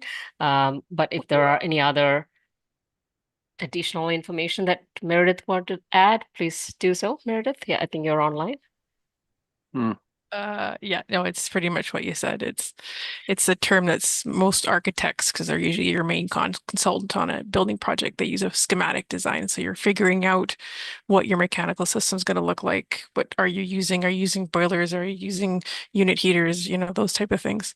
Kind of figures things out a little bit more. Well, in the back of my mind, I kind of thought I was just going to be reading, this is where this goes and this goes. And if you actually wanted to put in sort of the above ground amenities like the disc golf or the bike park, you could do that without tackling the big nut of, ice arenas and pools.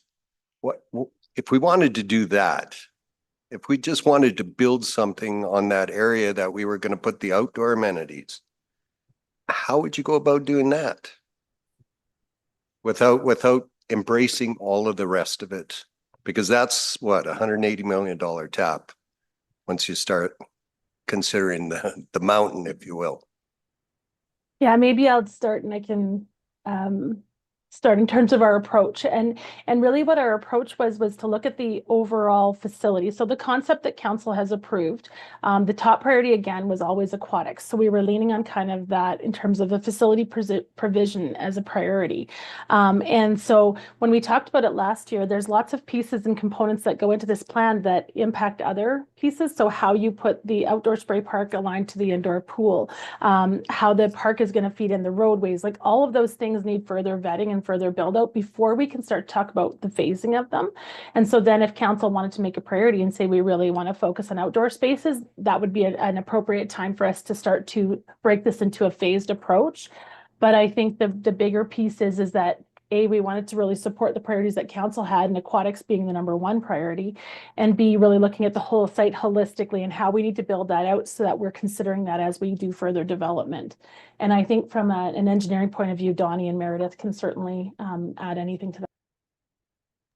I think you got it, Danielle. Phasing will be the step that will dictate which one can be funded first in terms of design and construction and going forward with it.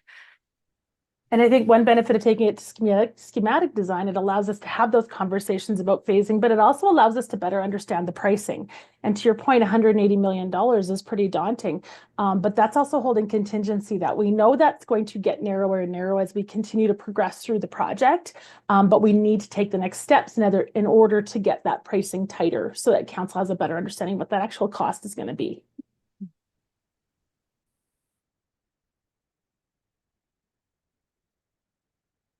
All right, I appreciate the comments. I'll think about that for a while. Thank you. Okay. Councillor Kellett, go ahead. Thank you. I too, like Councillor Broadhead, was a new term being introduced, schematic design. I had to Google it to understand, and there's quite a lot of information in architectural planning documents that say what a schematic design is. So it talks about all of the site code analysis. You get floor plans for every level of the building. You get the building broken down into multiple section, building elevation, structural design, mechanical design, plumbing design, electrical design. We're really, like, if we take the letter of the word here, I guess that we're going to get a very detailed plan of the building and concept that we have looked at. We are taking it almost to an architectural ready document that we could give 40-50% accuracy to a mechanical or to a construction company to go out and say, now start estimating the cost of this. So by approving this, we are going to get a very detailed design of the total building. Are you asking if that's correct? And yeah, and am I understanding that correctly? Yeah, thank you, Councillor. Maybe I'll ask Ms. George. Thank you, through the chair to Councillor Killick. I wouldn't take word by word what we have found on the Google. It depends on what the concept, the schematic language that we put in the RFP process as well. So in general, we can say it equates to the preliminary design that we see on other projects, about 30 to 40% into the detailed design phase. Meredith, do you want to add anything in particular? I know you've been involved in the project quite intimately. Yeah, no, you've pretty much hit it. It gets you a little more into that design. You do see the layout. You do see your spaces fitted out in regard to what is going to be in the fitness room, what is going to be in the pool, what are you going to have in your dressing rooms, those type of things, the layout of everything. You kind of refine that big box that maybe you currently have at this moment. And then you would take that to go to the next stage and you sort of do more detail, but schematic kind of gives you that 30 to 40% design. If I could, Mayor, is it safe to say, I mean, I think the value of doing this as an entirety, right, is it allows you to actually look at the whole piece and understand as you sequence it, you're building something, but you know where the linkages are to the next thing and the next thing and the next thing. The danger of doing it in isolation is you build something with no concept of how it's going to influence the rest, and it could fundamentally alter the concept. And so you can build it individually. You want to build it individually, knowing you're building a piece of the whole. Is that safe to say in terms of this approach? Yep.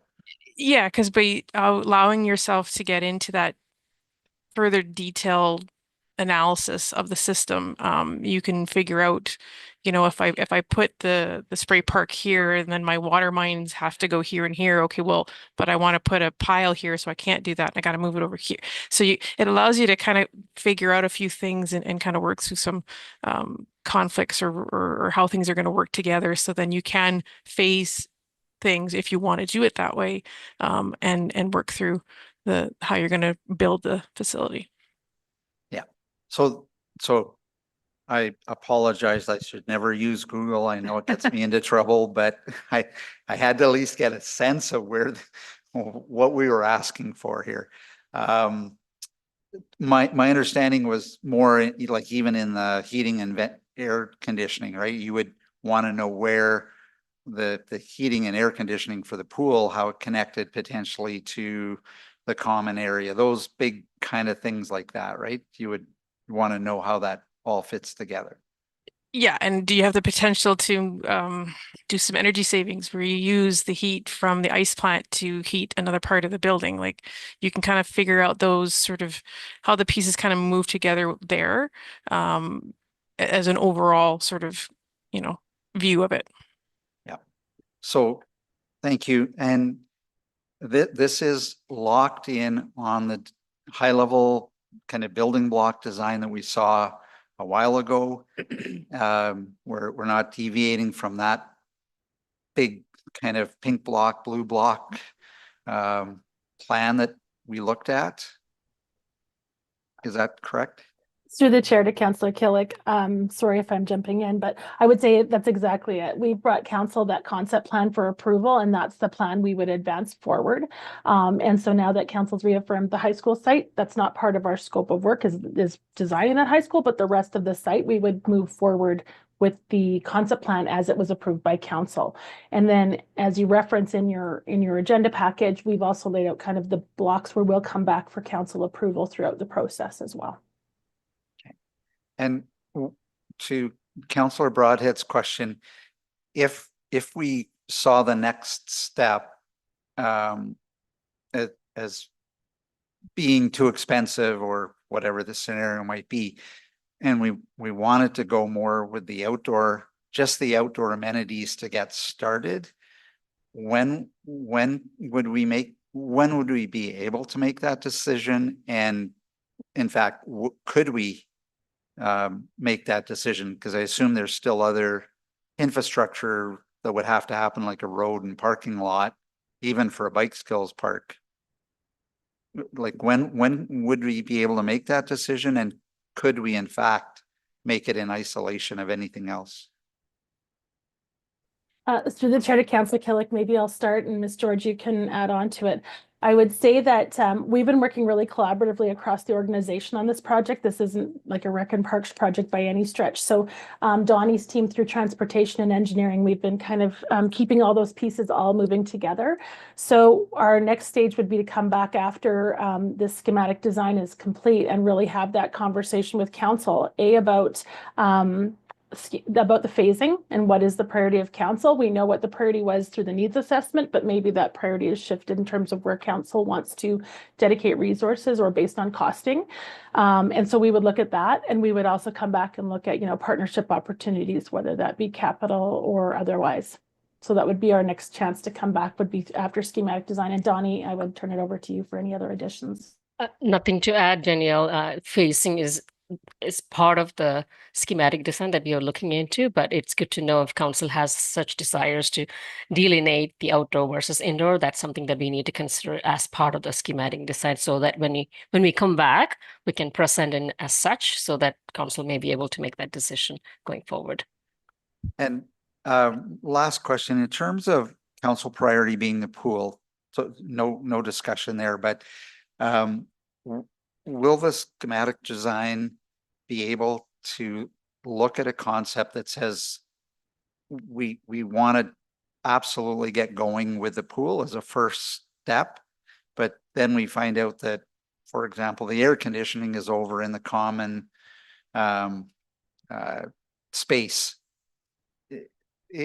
Will the design that we're going to get allow us to look at how we could phase it in, or are we going to get ourselves into a case of, wow, everything fits together so homogeneously that you can't kind of pull it apart and phase it?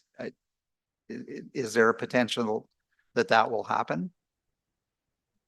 Through the chair to Councillor Killick, I think we've heard it's a priority of council that what they that you want to look at phasing opportunities on this facility.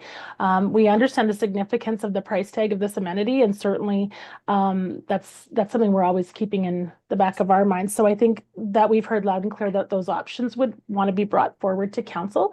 So I think it would be for us to work through this design project with our engineering colleagues and consultants to come up with maybe a couple of options or some ways that we could phase this, and to make some administrative recommendations to council of how we see this playing out. And then it's really for council to guide that decision, but it would be a decision of council, not of administration.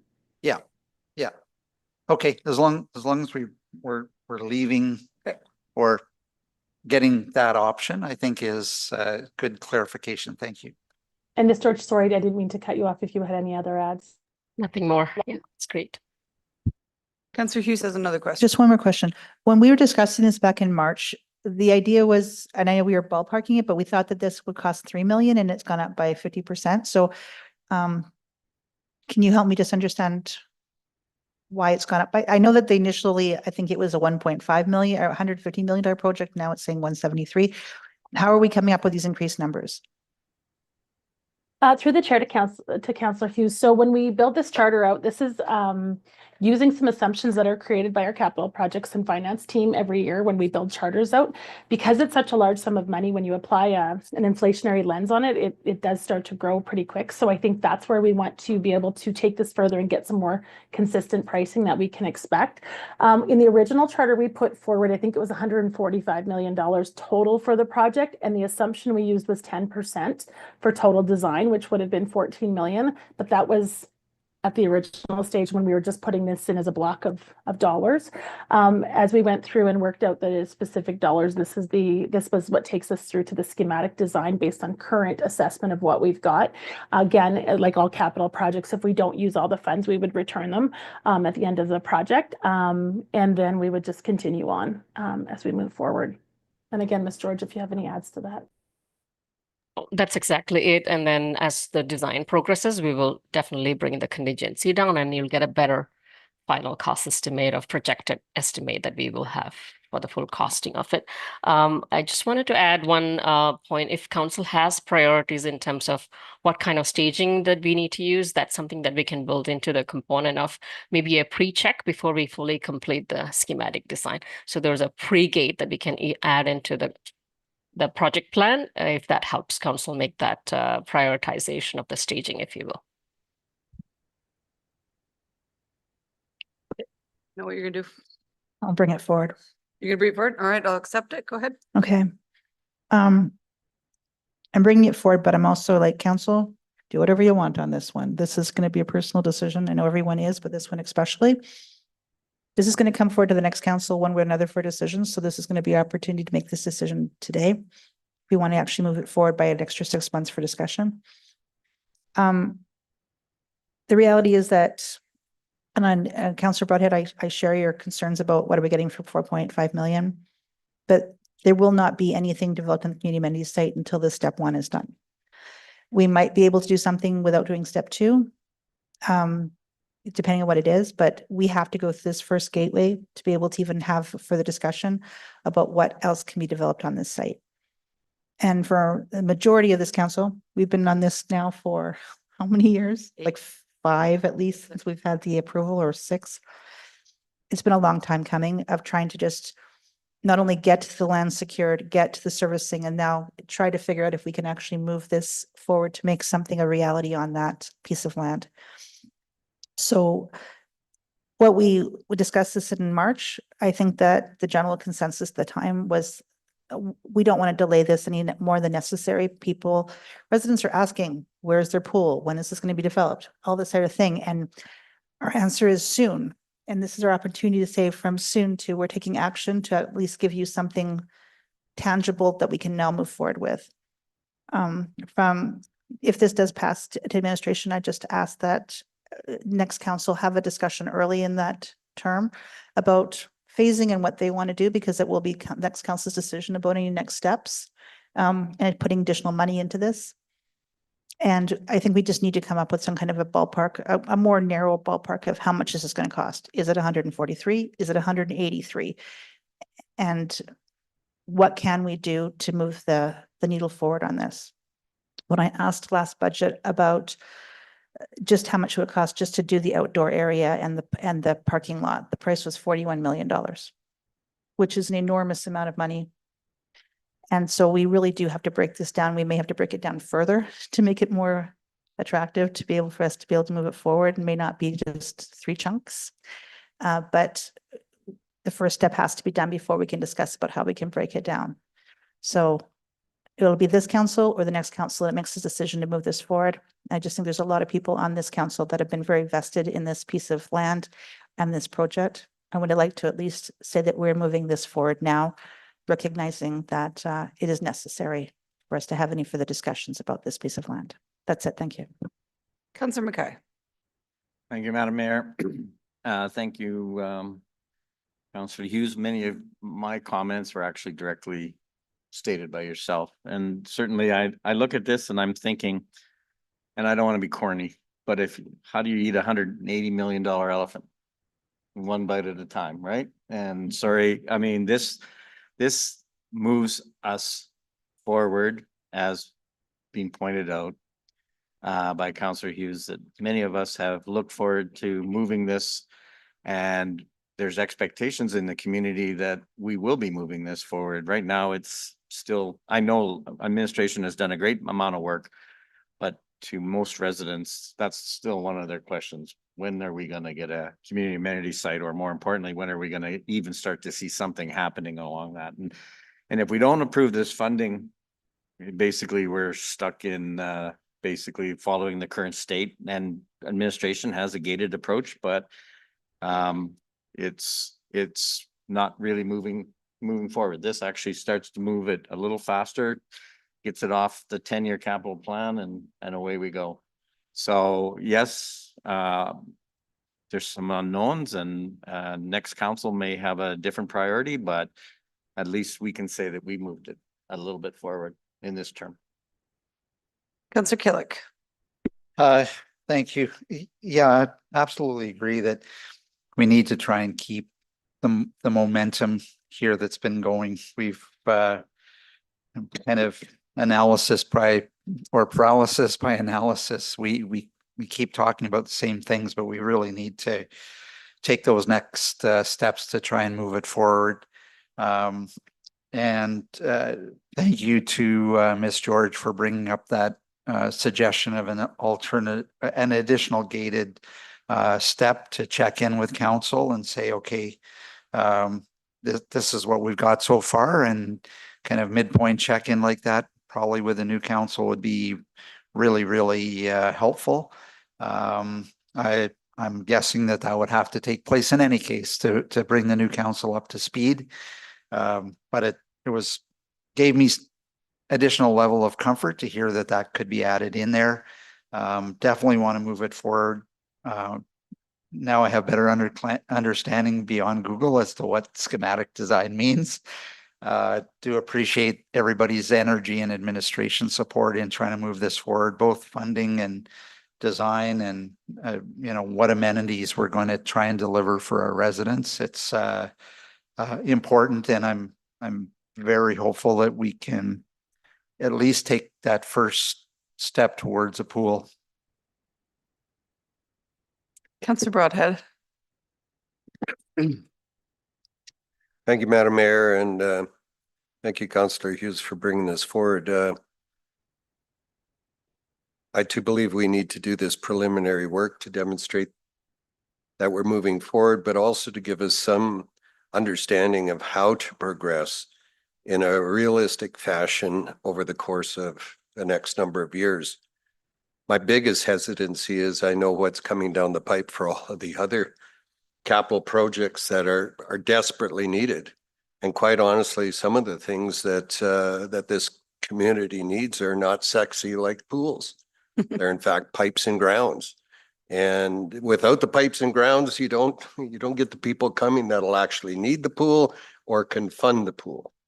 So while I'm going to support this, I'm hoping it gives us some real understanding, or the next council some real understanding of how to phase this appropriately in light of the the fiscal capacity of our city to manage it. So anyway, I do appreciate the motion because it gives us that information. Thank you, Madam Mayor.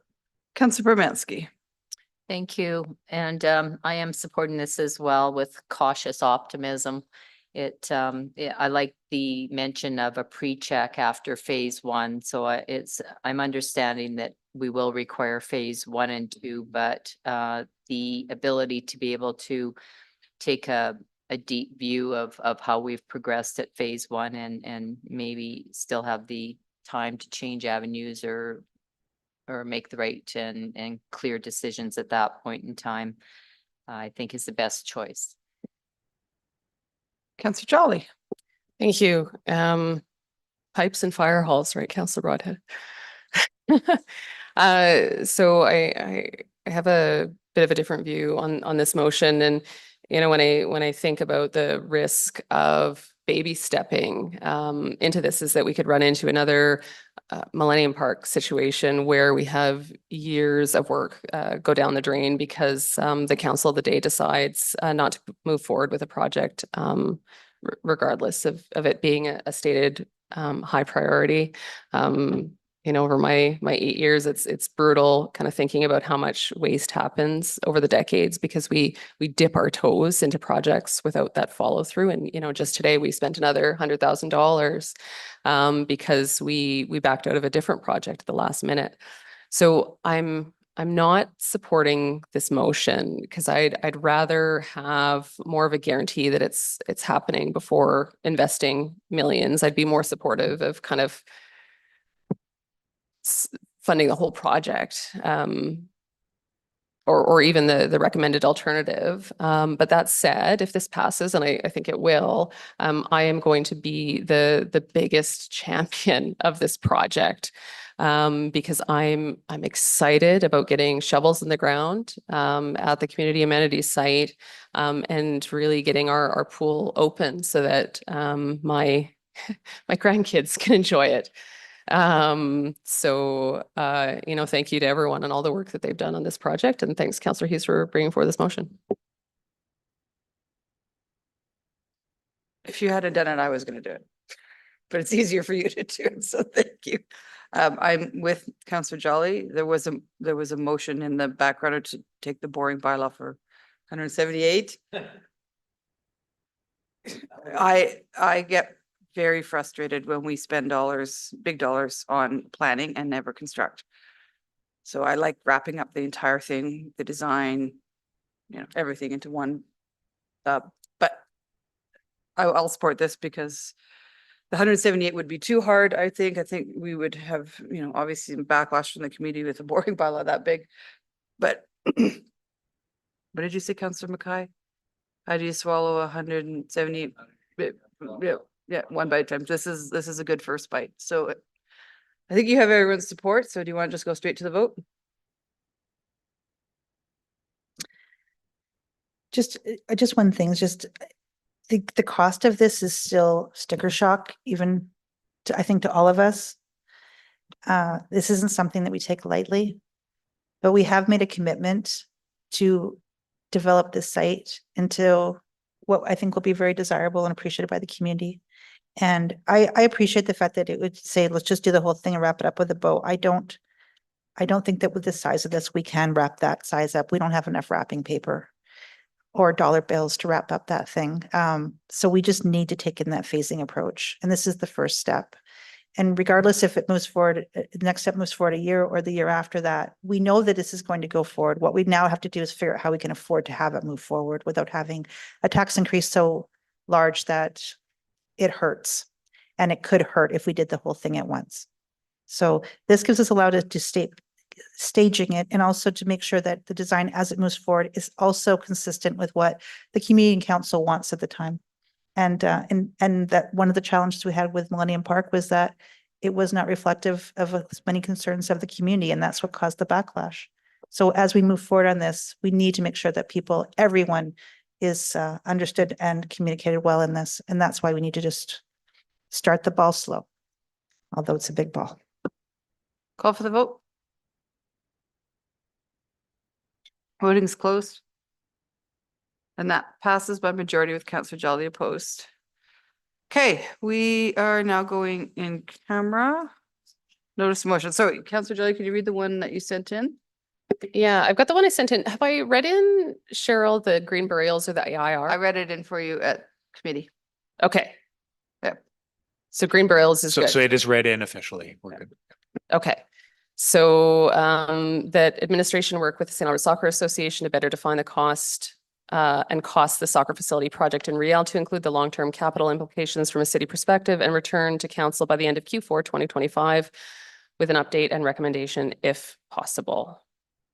And the IR as well? So Councillor Jolly, you have a notice of motion related to the green burials that hasn't been read in. I thought I read it in at the committee. There was, It was read in at committee. it was something different. We looked into this. Okay. So anyway, we just need to read it in. It's a different. That admin undertake appropriate stakeholder engagement and present amendments to bylaw 27, 2008, the cemetery bylaw or any other applicable policy or bylaw to allow green burials in St. Albert.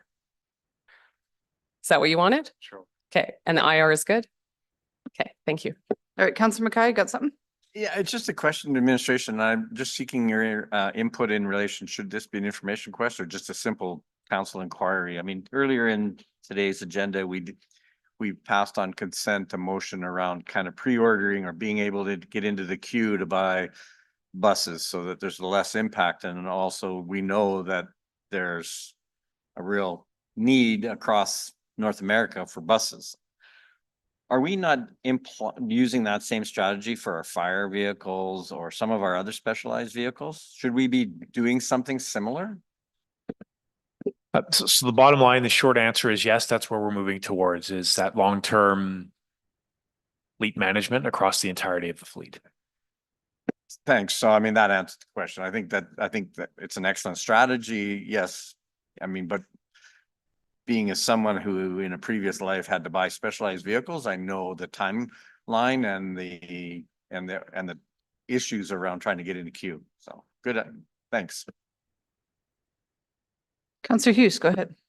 You might be able to answer Councillor Mackay better than anybody, but I thought this isn't an in-camera question, so I'll ask it. The helicopter, when it comes around, does that come from Edmonton or do we have our own helicopter? We do not have well, the RCMP has really one helicopter for the entire province. And so there is RCMP air support, but most of the helicopters you see that are police helicopters are from the EPS, the Edmonton Police Service helicopter, which is positioned out in Villeneuve. And so sometimes it's just flying over St. Albert to get to something in Edmonton. And other times there's reciprocal use agreements that allow us to use that helicopter. They have downlink abilities. The helicopter staff, pilot and pilot's assistant can do it. But lots of times, like if it's associated to a noise complaint or whatever, there's a lot of confusion. I mean, as you probably know with your husband, a lot of confusion as to what's the function of a police helicopter. You have Edmonton Global, you have, or not Edmonton Global, the Global Air helicopter, you have Stars, you have Army helicopters who are kind of slow and loud, and then you have other helicopters. So I'm not sure the nature of. No, I was just curious as to who owned it, because we don't really mention it. And I'm like, I don't think we have our own, but we're sharing it kind of, they're sharing it with us. Yeah, no, Okay. it's not even sharing. I mean, it's just a reciprocal use agreement. I can tell you, a helicopter is millions of dollars. Yeah. Depending on what platform you use, it's many millions of dollars and many hundreds of thousands of dollars of operational. So we do not want our own helicopter, although at I think our last presentation in relation to our visit to RTOC in the K Division, which is the real-time operations center, there is a move for RCMP to actually employ drones with one drone pilot stationed at K Division, and they could operate a drone, a significant drone, not like what you see in the kind of small little London drugs, but a significant drone that has many functions on it that would assist. And that's something we're actively pursuing as a policing committee, just to see if we can do it. And there's no real cost because it benefits the RCMP as well. And it'd be quieter too, right? Yeah, Okay. you would have to follow all of the federal regulations around air. And that's why you would have one pilot. I think the fire department has a drone too right now, so. All right, that was a little question with a loaded answer, so thank you for that. Well, you know me. Do we have any other notices, motions? I hear three did. Okay. Anyone else have anything? Okay. Now we need to go in camera for our dialogue with the city manager. Who would like to make that motion?